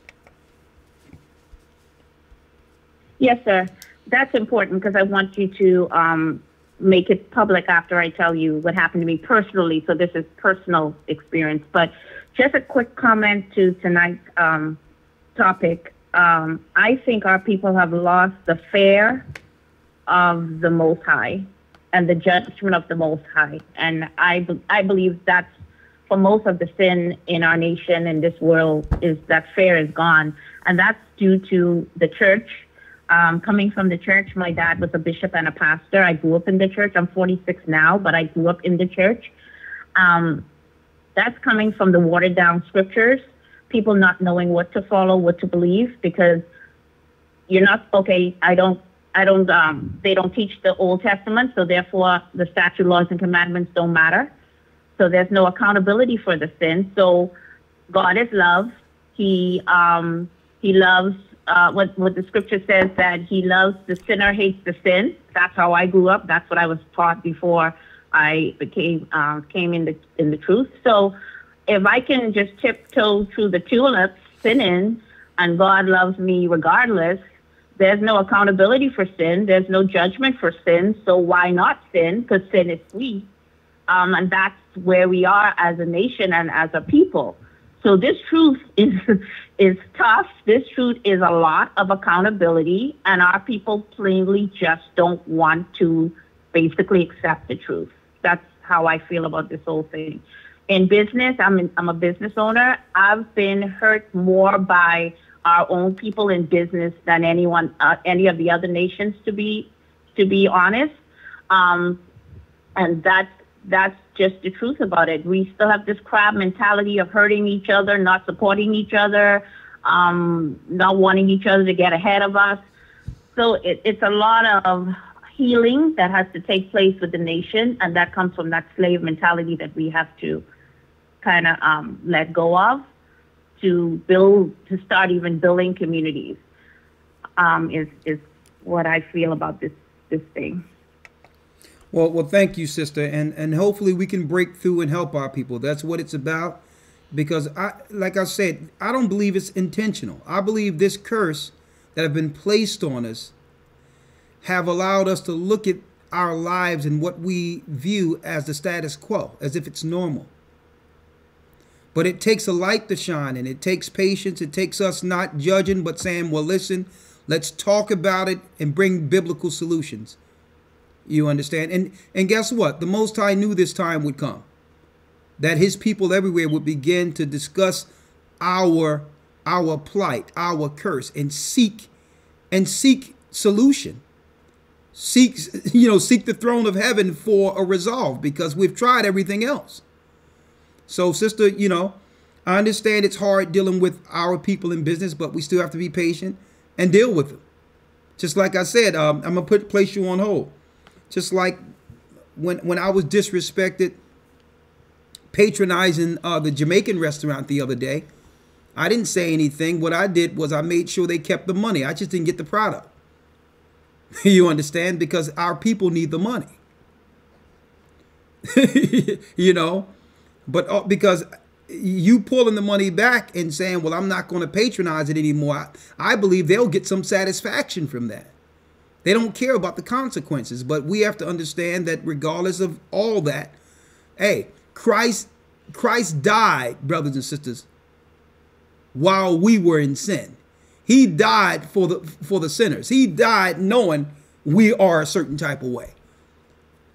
But he didn't hold his blood back. He didn't hold his sacrifice back, regardless of the sinners, regardless of the darkness and sin we were under. So we still have to deal with our people and sacrifice for them. As an to open up the door to have that opportunity to one day get to them. We can't give up on God's people. The Most High never gave up on us. Okay. Back to the point, we have to understand the children sin produces. We're looking at it. Go ahead, Elder. Yes. So if I could just chime in, if you don't mind, Elder. You know, I had a conversation about 15 to 17 years ago with a so-called Jew. And he stated that within the Jewish community, a Jew will deal with a Jew that is robbing him in a business or in a business deal and things of that nature. He will stay with that Jew until he finds another Jew that he could do business with. So within the Jewish community, you have situations that they will deal with a Jew, a so-called Jew, that is corrupt, is a shyster, and all of that, and they will stay with him until they find another Jew that could deal, they could, get better pricing or whatever it is that they're negotiating, because that's the type of love they have for the people, for their own self-preserve type of mentality. Yeah, and they used to be also. When I remember, I used to go to East New York to visit my friend. I used to see Chinese people traveling to East New York, from Chinatown, going back to East New York, and they used to go to Chinatown just to go shop. And there was a bodega or a supermarket down the block from them, but they would travel all the way to Chinatown, get their produce and everything and things of that nature, and go back to East New York for the love for the people. And that's the type of love we have to have, with the understanding that our people are the most difficult, are the most pig-headed, are the most, shiesty people that we may, come across, but we still have to do, I always say, I'm an economic racist. That you have to go and say, I'd rather deal with my people rather than deal with somebody outside of your community. And it gets hard, and it's difficult. And sometimes you have to haggle some prices. You got to deal with some attitudes and things of that nature. But just to kind of give you an example of what the other nations do to keep their power in the political and economic infrastructure within their community. So I just want to also deal with that. But it's difficult dealing with our people. That in business and everything, they charge you the most prices and they give you the less with services. But we still gotta love them and still deal with our own people. So I just want to add that as well, Elder. Well, thank you. Great point. Go ahead, Shapat. Yeah, just to piggyback off what Elder Gabar was saying, and by not doing what the example Elder had mentioned in the Jamaican store and what Elder Gabar just gave with those examples from other nations, by not doing it, you understand, we would actually be what was brought out earlier, which is perverse. Exactly. The consequences of not supporting our own means we die. Exactly. Economically and otherwise. So even though we have to deal with struggling through the curses to support our people, we support them anyway. Knowing the consequences. Knowing the consequences, because we love them. Right? And I wanted to put this out there real quick. I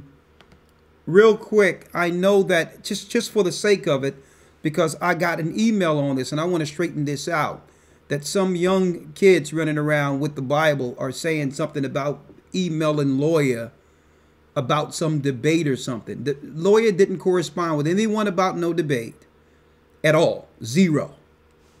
Okay, so let me put that out there. So if y'all see that stuff out there, understand we're dealing with people who are bearing false witness and that are looking for attention, okay?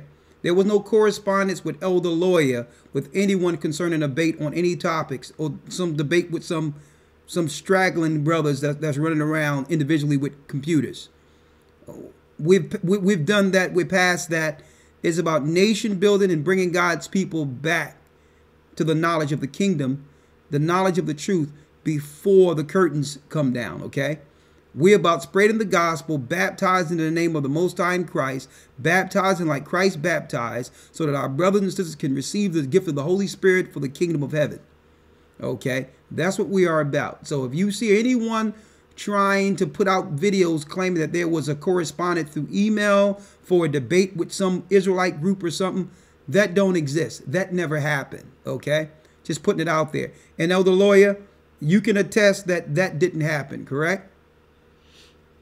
Absolutely, it did not happen. Huh? I said, absolutely, that didn't happen. Period. Period. So thank you, Elder Lawya. I just wanted to put that out there. Yeah, just to confirm.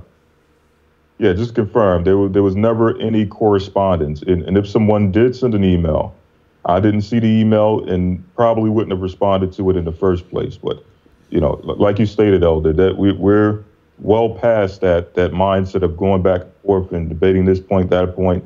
We're too late in the game for that. Yeah. So, you know. Exactly. The answer is no.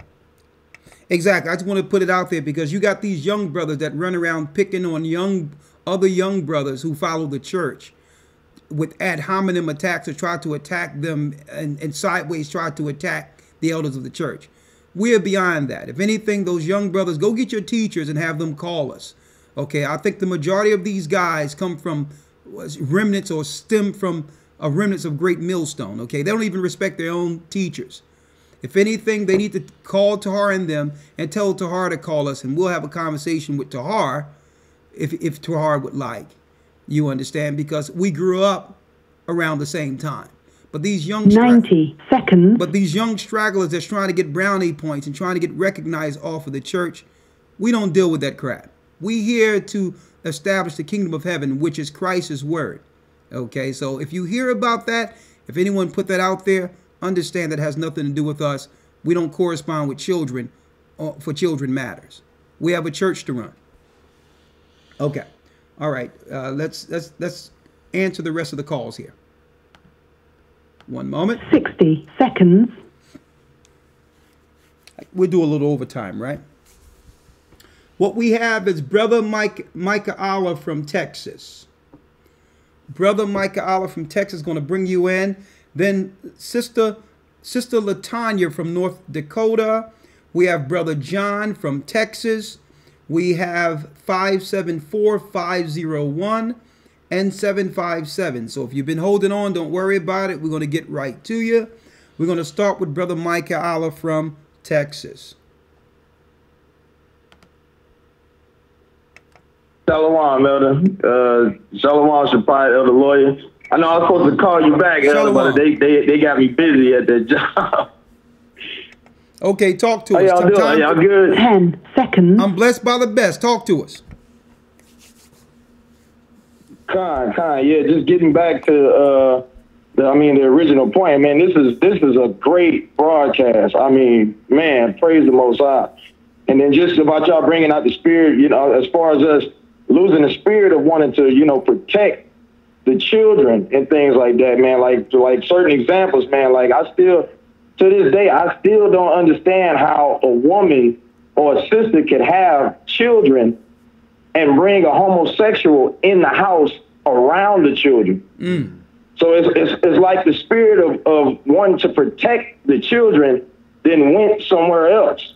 And it's like sometimes you walk into like grocery stores, you see the sister with the children, and then you see the homosexual holding the kid, and you know, it's all type of madness. Like, you know, I know when I was growing up, you know what I'm saying, my mother didn't play that. When I was in a grocery store and I thought I had to go to the bathroom, she sat right by the door.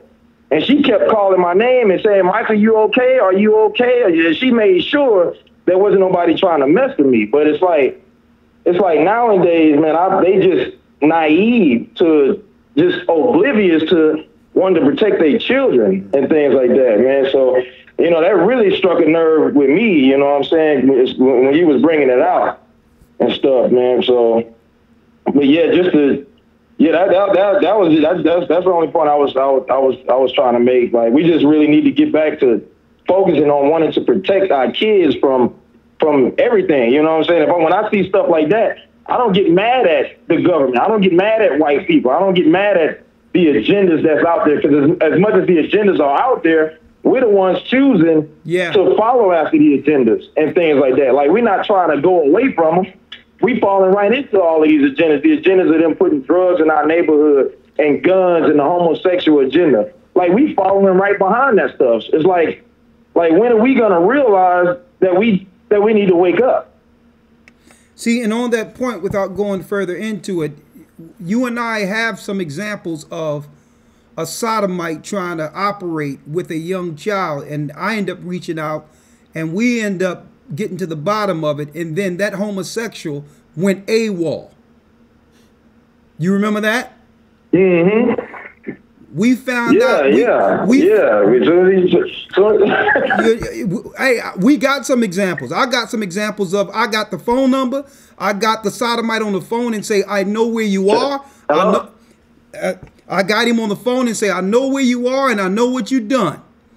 And by the time someone got to this dude, by the time someone got to him, he was out of the state. Okay? Because what they do is, a lot of these young single, a lot of these single young mothers don't understand, brothers and sisters, that these predator homosexual dudes are targeting them not to be a friend with them, but to turn their children out. And guess what? They'll give the woman money. They'll help pay rent. They'll go over there and hear her. They'll pop wine with her. But guess what? Their whole focus is to get to that child, male or female, and turn that child into a pervert. Thank you. Thank you, Mike. I'm glad you came on. But I'm gonna tell you, personally, listen, I'm gonna say it straight out. Okay? I'm not gonna go to a police if a pervert touch anyone closer to my family that's a child. I'm not going to the police. Straight out. Because why? These people are bullying and destroying generations of people, and their target are children on purpose. Okay? And no one is standing up for these children.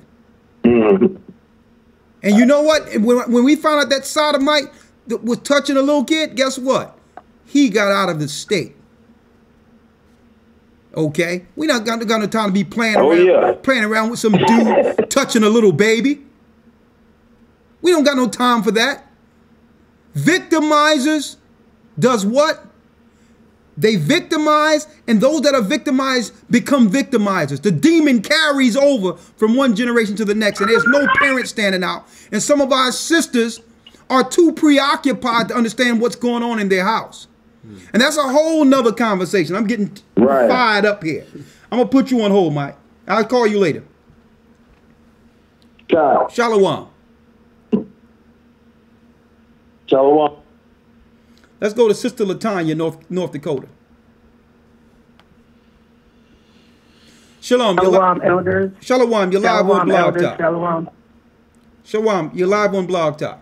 Yes, this one mind. Can you hear me? Yes. Yes, we hear you. Okay. Yeah, this one-mindedness is really, this one-mindedness that I'm getting from you guys is really my lifesaver, being way out here in North Dakota. Coulda, shoulda, woulda is not going to change anything. Isaiah 53, I think 13, all my children shall be taught of the Lord, and great shall be the peace of my children. While I was bringing them up in the Christian churches, that was never the case. And as I said, it's not going to change anything. Right now I'm blessed to be in this era where I know the truth. Now I can be the example and lead that over to my kids.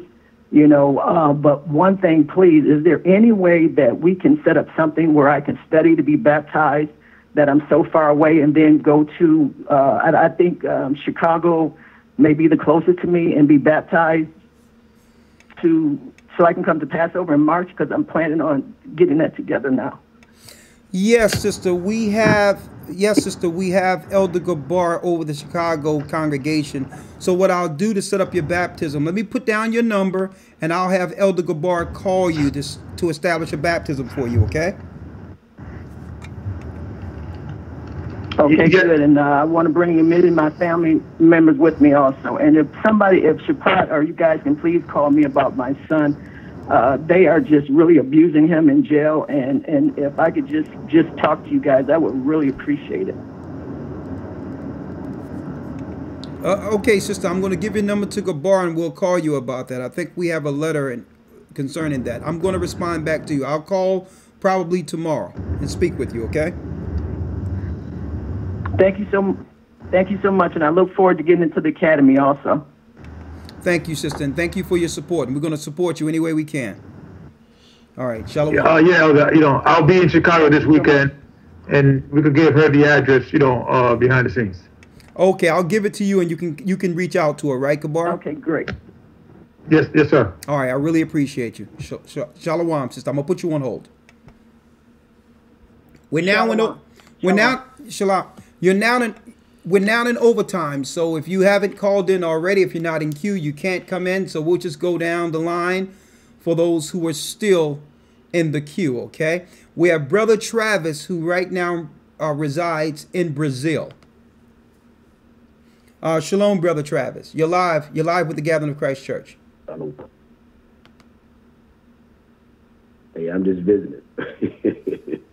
I'm not residing, but I guess what I'm bringing forward is kind of your topic regarding sinful children. In Brazil, Rio de Janeiro, I've never seen so many single mamas.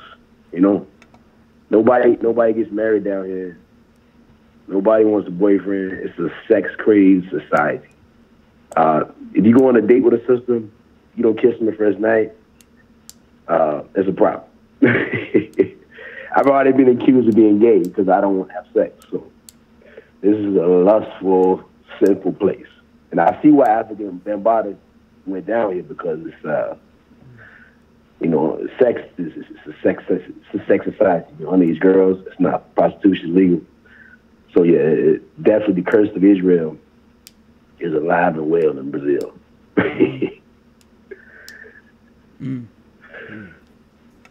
Okay. Hello? Yeah, I'm with you. Anything else? That's it. Okay, I tell you what, if any, we can set up a church there. You have to make sure you send some married men of wisdom. They go over there. Hey, that lose their mind over there. It's more blacks. It's a wild place there. You got to be girded up down here. Yeah, I can imagine.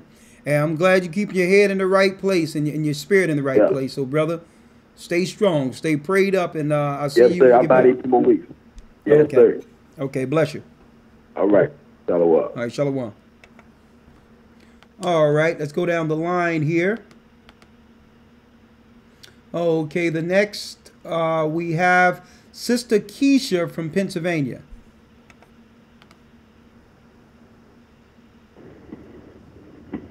Shalom, Sister Keisha. You're live with the Gathering of Christ Church. Yes, all praise to the Most High. I was at a place of business this week with my son. My son's 11 now. He'll be 12 in March. And I can't take him into the ladies' bathroom like I used to when he was younger. Now it bothers him. So what I do is I was in the hallway, and an Israelite and an Edomite was talking. The Edomite watched me take him over to the bathroom. And a few minutes later, he walked over, and I was standing there because I leave the door cracked like the brother said his mother did. I conversate with my son. You okay? You almost done? Back and forth. So he asked, well, can I go in while he's in there? I said, oh, yeah, you can go in while he's in there, but I'm going to stand right here. And so he rolled his eyes up to the ceiling. I said, well, this one will nobody get. Nobody's going to get this one because I'm going to stand right here while he used the bathroom. And he was offended that I stood there, but I didn't care. Okay, well, guess what? If he asks, that's my way. If this dude is asking, is it okay? Can he go in there? That means he's open for a no. Right there, that he's wide open for the nay right there. Okay, you asking me, can you go in there? And my son is in there. That means I have a say in this. No, when my son is finished, you can go in there. Okay, I'm against the spirit of pedophilia. No. No. All right, thank you, sister. It's okay to say no. Yes. And when I did it first, at first I said no. And at first said no, I said perverted people out here. And that's when he rolled his eyes up to the ceiling. Okay. And I said, well, go ahead if you want, but I'm going to stay right here. But I will stand next time on my no, like you're telling me, and say, when he come out, then you can go in. Thank you. Thank you. Because they are now normalizing. Thank you. Thank you. They're now normalizing pedophilia and making that a sexual preference, as is homosexuality. What they don't want people to know is that they're trying to detach, or what you would call, say there's no association between molestation of children and homosexuality, which is a bold-faced lie. Okay?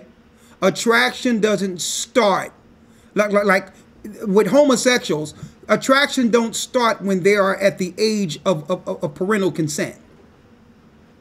Okay? Attraction is attraction. So if you have these people, I'm going to tell you, homosexuality and molestation are one and the same. Okay? We have to protect our children. Protect them now. We're living in a time of Sodom and Gomorrah. All right, let's go to the next one. We're winding down. Brother Servant from Florida. Shalom, you're live. With the Shalom, Elder. Shalom. Shalom, Deacon.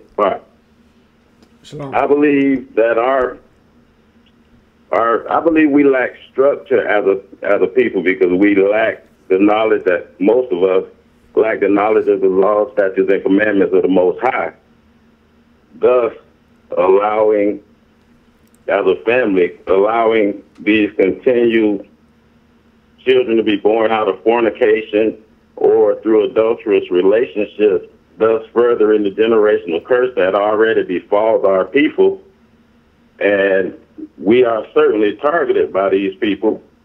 This guy, Michael Swift, made a homosexual manifesto in 1987, where he stated that we're going to infiltrate the schools, the bathrooms, the homes, and we're going to turn all of these young men into sodomites. We're going to sodomize your children, and there's no way you can stop us. And I think it's a lack of structure in the home, because we lack the knowledge. So the curse allows Lucifer to come in and continue to have these things happen to our children. And you can see where the children now are, like you said, they're going with the flow, because we're searching for something as a people, but no one seems, for the majority, no one has the knowledge, because they're not following a religious or the church, like following our church, for instance. A lot of people don't have the leadership of the elders and deacons to educate them on where we should be and what we should get back to as a people. Yeah. This is why these curses still befall us. And I'm done after that, but my daughter, she wanted to speak to you as well. Okay, you can bring her on. You can bring her on. Okay, she was we were at the Passover in March, and you took a picture with her. Okay. Her name is, here, say something. My name is Chloe, and I'm 6 now. Yeah, I remember you. How are you? Good. Yeah. I got a lucky dog. You're blessed by the best, right? All right. All right. You're blessed by the best. What's his name? Rawchaa. His name is Elder Rawchaa. Hi, Rawchaa. All right, bless you. I'll see you at the next Passover. Shalom. Bless you. Shalom. All right, thank you, Elder. Shalom. All right. I like to go to church, you know. Yeah, you like to go to church, you know. That's good. See that? See how our children going to grow up with no holy days, no holidays, no pagan days, following the holy days of the Most High, no eating shrimp, crab, lobster, learning the laws of the Most High. That's where it began. And that's what the brother was saying, family structure. And that's why this world has targeted the family structure, have worked to destroy the family structure. And that's the greatest weapon. Okay, that's the greatest weapon against the sinners that are produced against us, is the family itself. The family structure staying in place is the greatest weapon, the spiritual weapon against what's established, what's set up against our people, the children of Israel, the children of the Bible. The family structure is the first line of defense for us. Great point.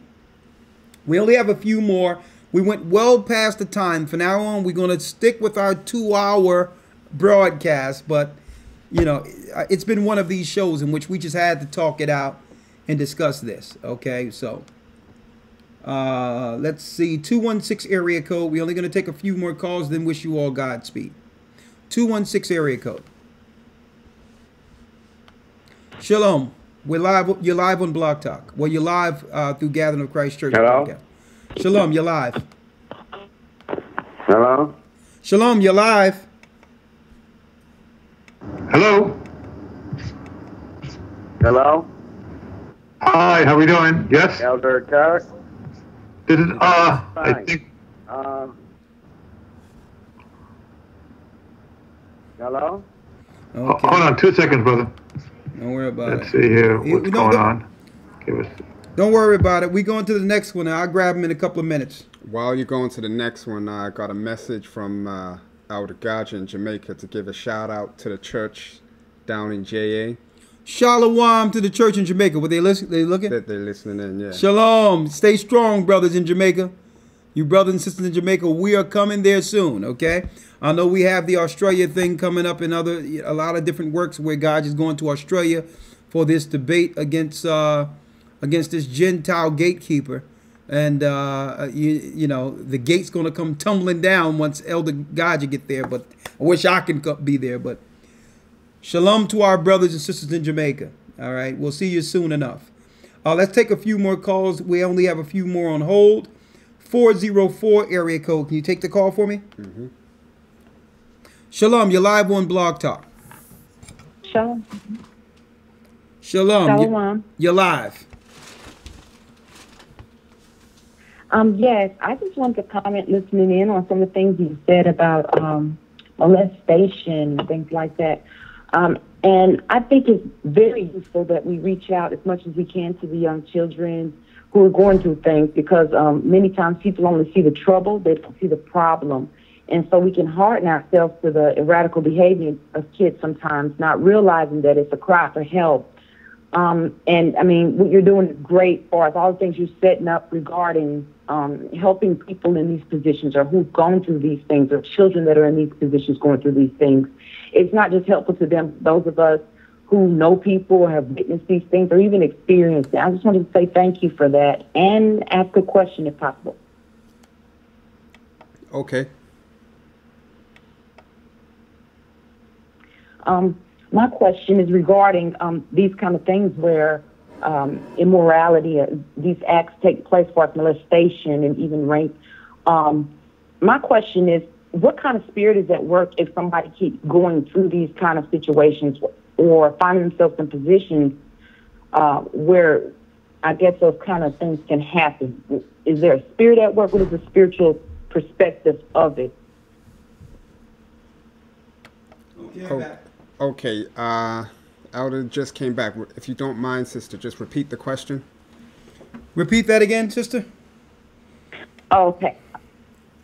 And let's say a scenario where someone keeps going through these kinds of things, or just people keep going through these situations. Like, let's say someone was molested, or someone keeps finding themselves in positions where this can take place.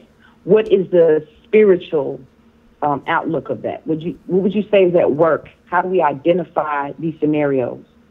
Okay, you say what would you call that? Okay, so you're saying someone keep finding themselves in a position or in a place, finding themselves in a place to be victimized. Like what is that, or what can be done about it? Is what you're asking? But how would you refer to that? Now, I don't even maybe into adulthood even. Like, what kind of situation is that spiritually? What is that? Well, sister, I know right now you're speaking ambiguous, but what you would have to do is come straight out with what it is.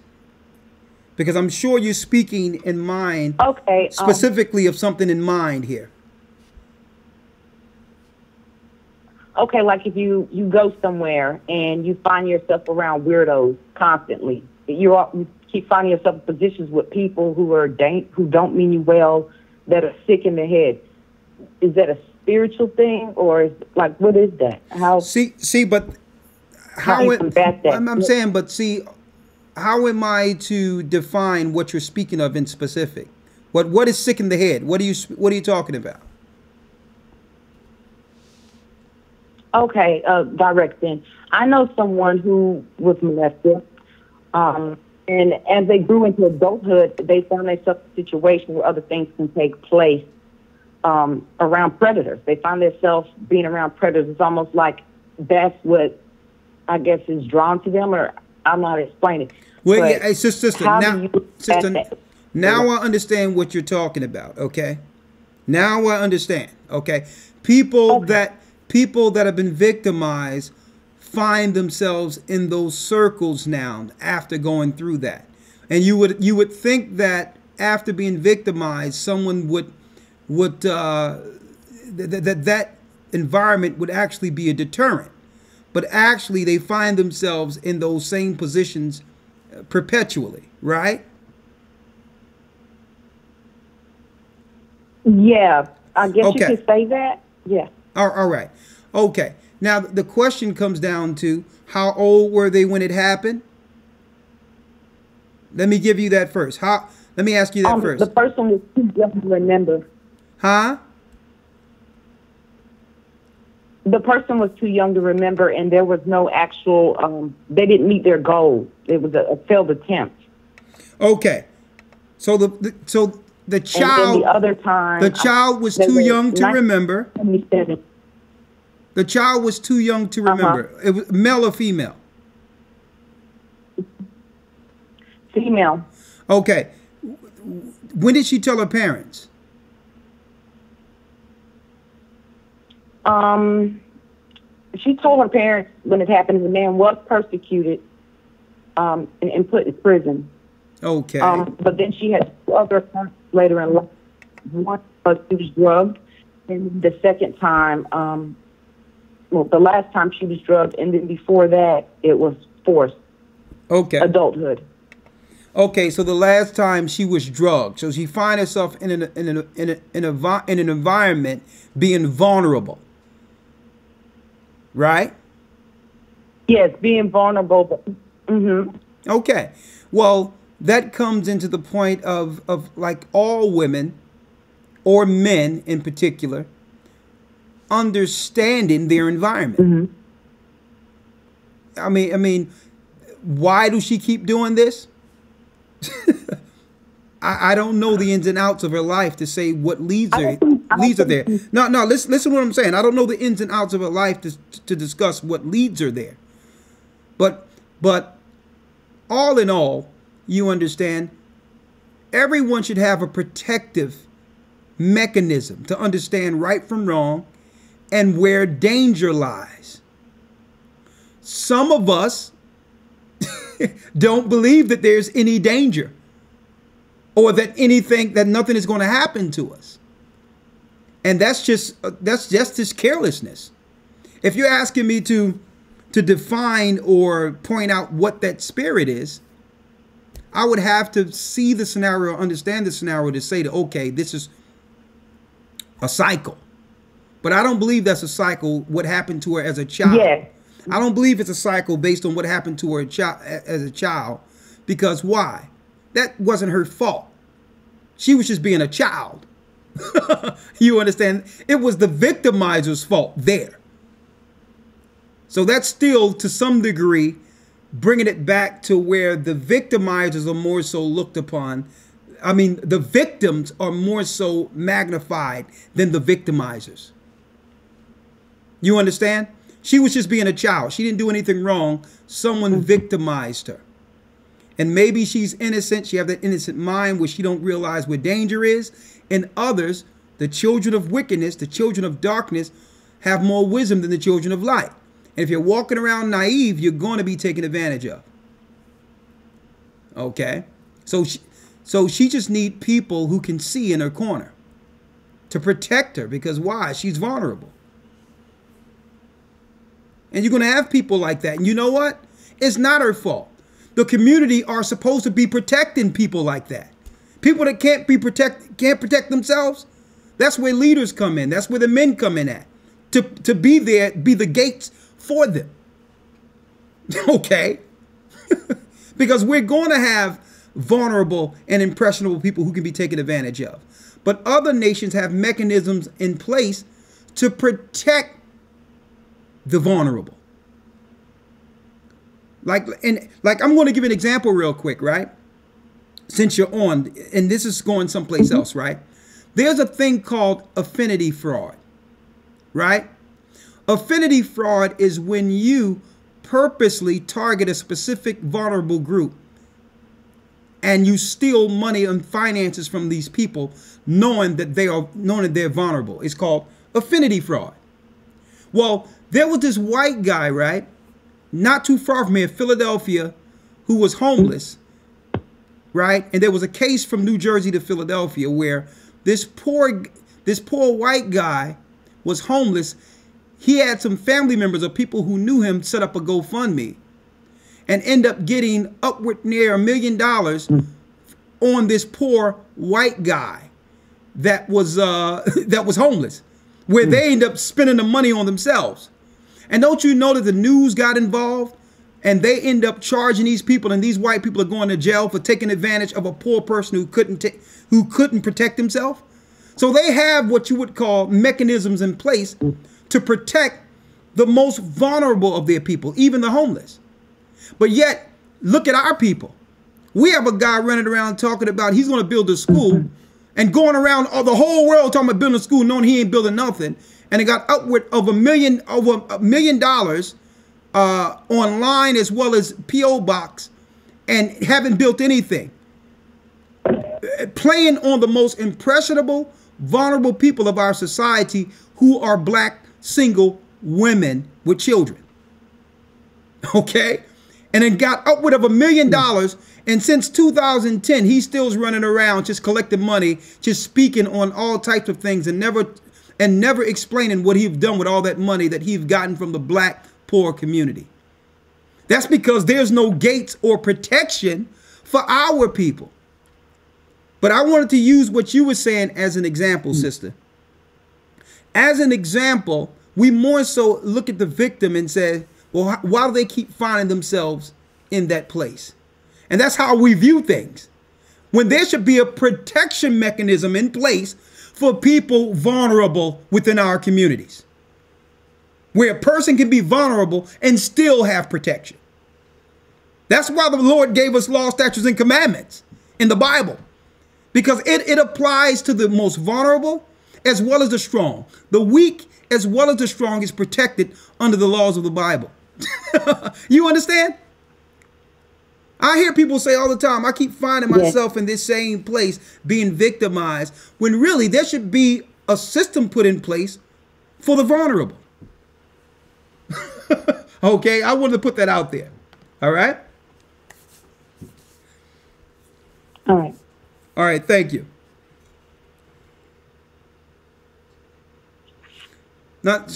Someone say they couldn't convict him in court. That wasn't a trial he was under for incarceration. It was about him running around saying he's something he's not, and then putting on record him perjuring himself for the future. But anyway, I wanted to put that out as a perfect example. Because we don't have no status quo as far as law, justice, and commandments, You can get these guys running around with all these affinity frauds, taking advantage of the impressionable or the vulnerable amongst our people. And that guy, so-called, he's not even a doctor, Umar Johnson, whatever. He's the perfect example of that. What you mean?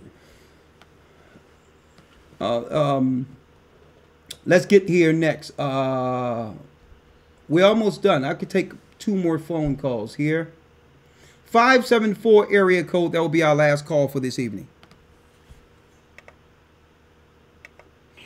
Shalom. Shalom. Shalom, sister. You're live with the Gathering of Christ Church. You're our last call for this evening. Okay. How y'all doing? Blessed by the best. Good.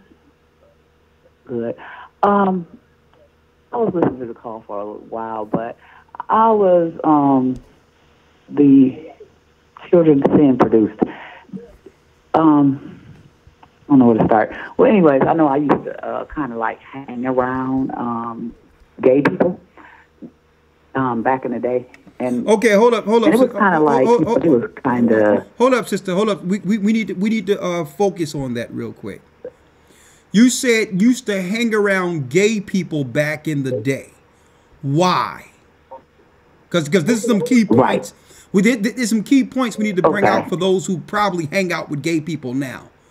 Why were you hanging out with gay people? Right. First of all, I have them in my family. And but when I was in school for high school is when it kind of started. But I didn't. I don't know. It's hard to explain that. But anyways, it was only a few people that I would let in my around me because I used to fight all the time. And I think the reason that they wanted to hang around me is because I know if a person was my friend, that I would have, whatever, couldn't nobody mess with them. So, like when the gay people was gay when I was in high school, because I'm like in my 50s, it was a shame, or like, they would be like kind of in the closet. And then, it'd be some people that knew. Do me a favor, sister. Anything hang around me then, but then when I moved back sister, to St. Louis, sister, anything in your background, mute anything in your background if you have anything coming from your background, okay? Yeah, but can you hear me better? I think it's just my phone. Okay, you good now. Okay. But yeah, I think they wanted to be around me because I would take up for them, because people would, like ridicule them and everything. And then I would have their back. But then when I became an adult and I had moved back to St. Louis and there was some people that stayed down the street from me and we was kind of cool. And I know that, back then they say birds of a feather all flock together, but I was never like that. But when I stopped actually hanging or like when I kind of like changed about it is when I seen the two guys, and it was a couple that used to come over here that was married, and the guy was going behind the lady's back, messing with her husband. So that kind of like made me mad because I know that she was a female like I'm a female, and I'm thinking like she need to know, but she did not know what was going on until I told her what was going on. And then that's when I kind of like stopped hanging around them because I know that they hang around certain people, to either to act more like, to see, or either to act more like a woman, or maybe it might be some guys that might be around you that they wanted or try to get or something like that. But I did used to hang around them, but I did stop. And okay, hold on. Let's backtrack real quick. Let's backtrack. Okay, we good because maybe this is a good a good scenario to end the show with. You said you hang around them because they were cool. And was these dudes or was these girls trying to be guys? What type of vibration? Oh, they was men. Okay. No. They was men. So it was men. I definitely wouldn't have hung around a girl. Oh, okay, so you was operating around some sodomites, some men sodomitish type activity. And okay, and you said yes. And you say they were cool. What do you mean by that? Well, I thought they was cool then, because like back then, because it wasn't right out in the open. You couldn't be. It was a shame. You know what I'm saying? Like now, it's just out in the open. But back then, it was a shame. Because I used to actually, before that, I used to see a couple of guys that used to dress like women, but they looked crazy. But I was little then. And they I'm still stuck on, sister, I'm still stuck on the cool part. They were cool. What do you mean by that? No, yeah, I thought they was cool, but then when I figured out what they was doing, they wanted to be around us because of the people that we would have around us. So a couple met them through me and my friend, and one of them started messing with her husband, and I really didn't like that, and I told him that I was gonna tell her if they didn't stop messing around. So I ended up telling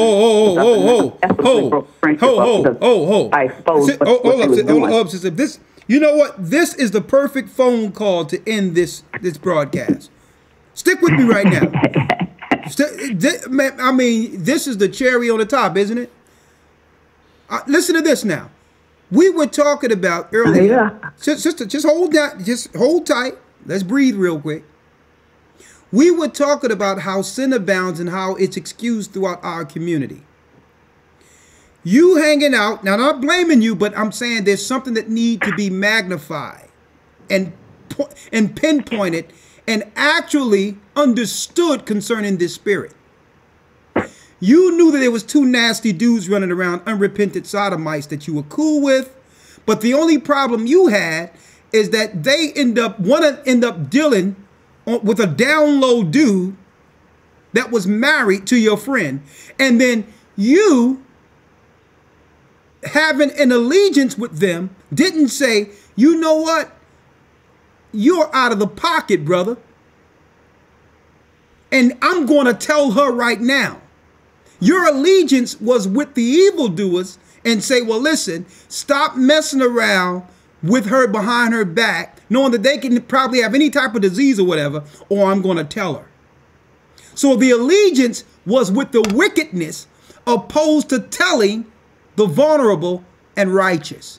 So we need to actually magnify and understand that spirit, right? Because what you're saying is what you used to do, but what's happening within our communities at an epidemic level right now. What is that mindset that protect the victimizers and not tell the person that's being victimized? Let's identify that. Okay. I think okay.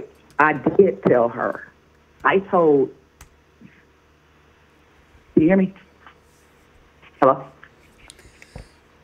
Sister, stick with me. Can you hear me? Sister, because you said you said that stop messing around or I'm going to tell on you. Okay. Yeah, okay, this is the way it went, okay? I told the guy when I found out, because I didn't know. Can you hear me? I can hear you, sister, but I'm muting to make sure that there's no interference. But I can hear you. Just bring it out. Okay. No. Okay. Here's the deal. Okay. We all used to hang around. I thought they were cool. I thought they were cool. Okay. Then when I seen that he wanted the friend's husband, I didn't know they was messing around in the beginning. But when I found out, I told him that he needed to stop or I was going to tell her. But I did tell her, but I didn't tell her like in the front of him. I called her up and told her. And that's what really broke up why I stopped really, messing around with them, because actually they got mad. Because then I guess they labeled me as, a tattler or whatever. I wasn't going along with it. I mean, at the time, like I said, back then, it was like taboo. I mean, people wasn't, they wasn't coming out like they are out now. Okay, so back then it was like they had got up in age where they had their own place, so they was doing what they wanted to do. But I mean, they wouldn't do that around their mother or anything. So I'm saying it was like a shame for them to be like that, because gay people just wasn't out like that. They were still in the closet. I mean, when they were older. But when he started messing with the girl's husband, I didn't know it in the beginning. But when I found out, that's when I let him know that I was going to tell her if they didn't stop. I even told her husband that. So they did not stop. So then me and my friend Connie, we just, told the wife, and then that's what broke up our friendship. Or it wasn't a friendship really anyway, but that's what broke us up broke me up from being around them, because then I knew that they were deceitful. I knew they were deceitful, but I would never think that they would have done that with us, because we were supposed to be their friends. Friend. So that's just the way it went. Okay. Boy, this can be a show by itself. I mean, this can actually be a show. But sister, listen to this. I'm still trying to figure out, outside of him dealing with another download dude that so happened to be a sodomite too, and that's an issue in our community, where these sodomites are actually linking in with sisters and all that. Okay, because they recognize a sodomite. Those sodomites recognize another sodomite. Okay. And it probably wasn't no surprise to her either, to tell you the truth. But let me say this to you, sister. I'm still trying to figure out why it took that for you to understand that these two sodomites weren't cool.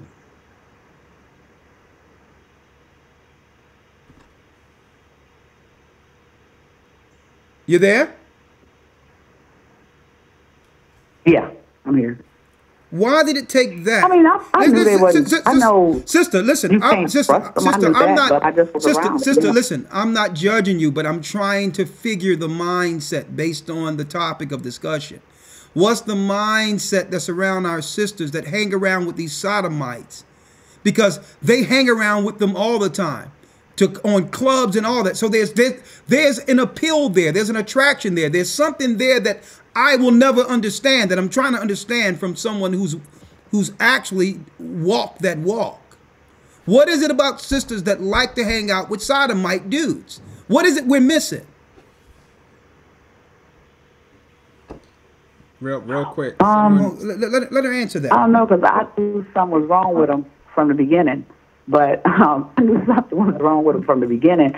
But they want to be like you, they want to be like the woman. So, I mean, to me, it was looking ridiculous for them to even want to, they didn't dress up like a woman, but it ain't gonna happen.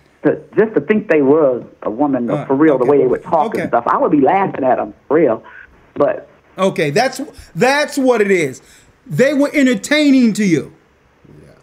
Someone had said it in the comments that but they was kind of. But the whole is the reason they want to be around you is because you be around. We would have different males and stuff around us, and then they want to play like they the cool sister or whatever. Lord have mercy. And all the time they zeroing in on which one of them they trying to get, I guess, because I know even another time, because I'm real quick. I mean, I work with one. Can you hear me? Can you hear me? Okay. Okay. And hello, sister. Can you hear me? All right, we're gonna put you on hold, sister. 1 second. I gotta get myself together here. I mean, the responses. I mean, I'm hearing it different, but I think I'm hearing it correctly. Am I the only one who's hearing why they wanted to hang around as opposed to why she was hanging around them? Yeah. She so never actually got the answer as to why she wanted to. I think you touched on it at the very end, that it's kind of funny seeing dudes trying to act like women, right? And they laughing and making jokes, and while you playing around with these sodomites, they're destroying. They're destroying our community, our children, and our families at the core. and there's nothing funny, you know what? They'll let you laugh at them. Right. But according to Romans, the 1st chapter, they will have the last laugh. Right. They will destroy something. So they'll act like that and all that just to endear themselves so that you can just let down all your guard. And guess what? These sodomites are keen, sharp, and guess what? They are persistent. And whatever they're looking to destroy, take, molest, guess what? It will be stolen, taken, molested, folks. That's another thing. Our sisters can't be running around with these silly men trying to act like as if these people are not perverse weapons against our society, folks. And this is guess what hasn't been said here? I bet you there were children in that relationship that are affected from what happened till this day. There's children that was a part of that relationship that she spoke of that are still affected from what happened with that husband and wife being separated and through this sodomite imposition. And and that's why I wanted to end with that particular show. A perfect ending to a show to show you how we excuse sin and play games with evil. And I'm not blaming her because obviously, she know better now. But I wanted to use what she had to say for an example. Okay. They are allowed to do this because why? We allow it. Thank you. It's what we allow. This ain't no game. This ain't no playing. We're operating. These people got serious demons on them. It's nothing to laugh about, nothing to joke about. And the first time, you know what? They would, yeah, girl. They sit there with wine and pouring wine in your cup. And guess what? Get you nice and drunk. And they'll put a cover over you and go upstairs and rape every little boy in your house.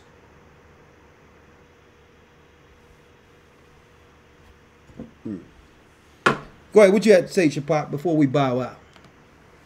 Just, highlighting the fact that the reason, and someone had mentioned it in the comments, and the sister did, like you mentioned, briefly touch on it. Yeah.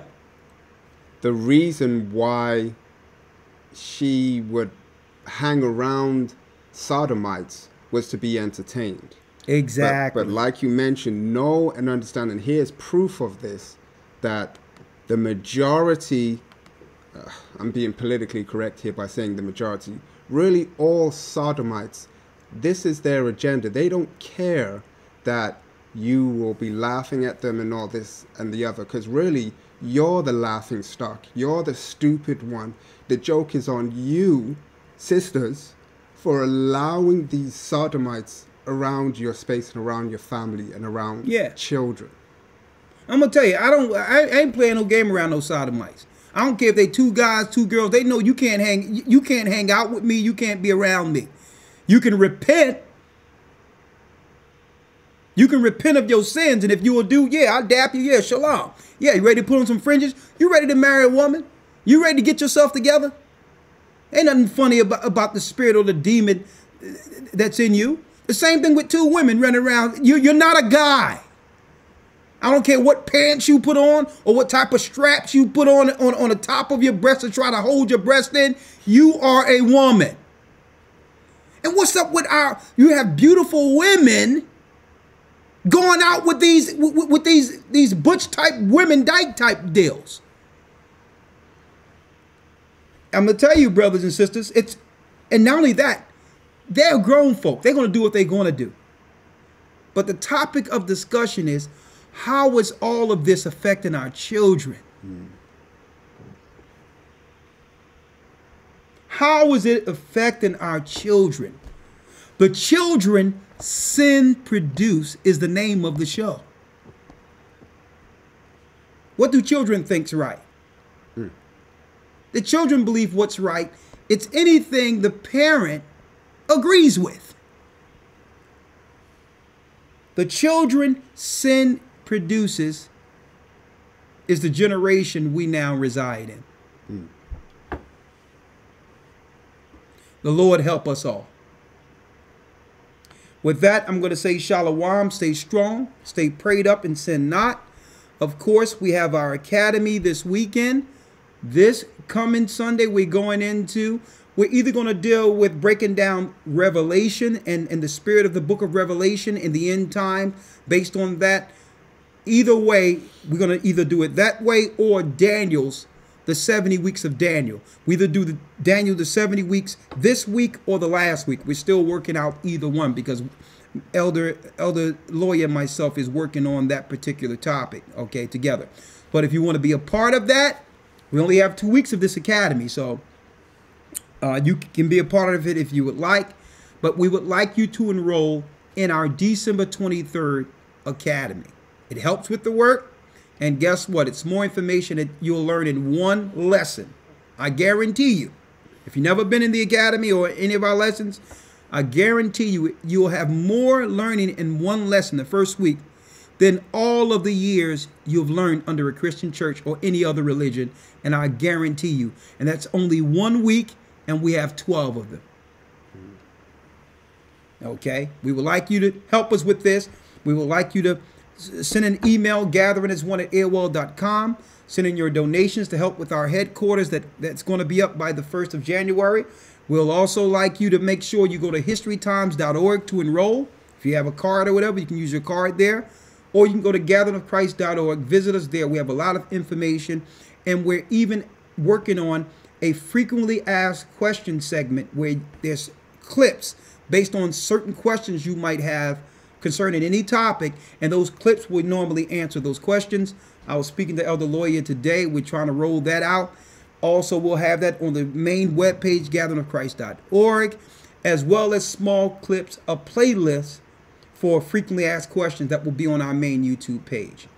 You can like, share, subscribe, and hey, we're the Gathering of Christ Church, here to bring the kingdom of heaven in the name of Ahia, Ba'Hashem Yeshaya, Rawchaa. And brothers and sisters, stay prayed up and sin not. And guess what, brothers and sisters? I want to say above all, protect the next generation. Protect our children. Shalom.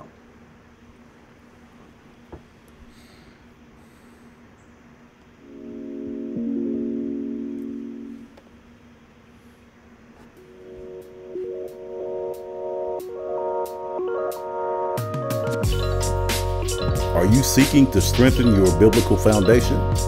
Join us in the Hebrew Bible Academy, where we offer 12 weeks of in-depth learning in a structured environment. Receive real-time news from Brother Shaphat and amazing lessons by Elder Rawchaa.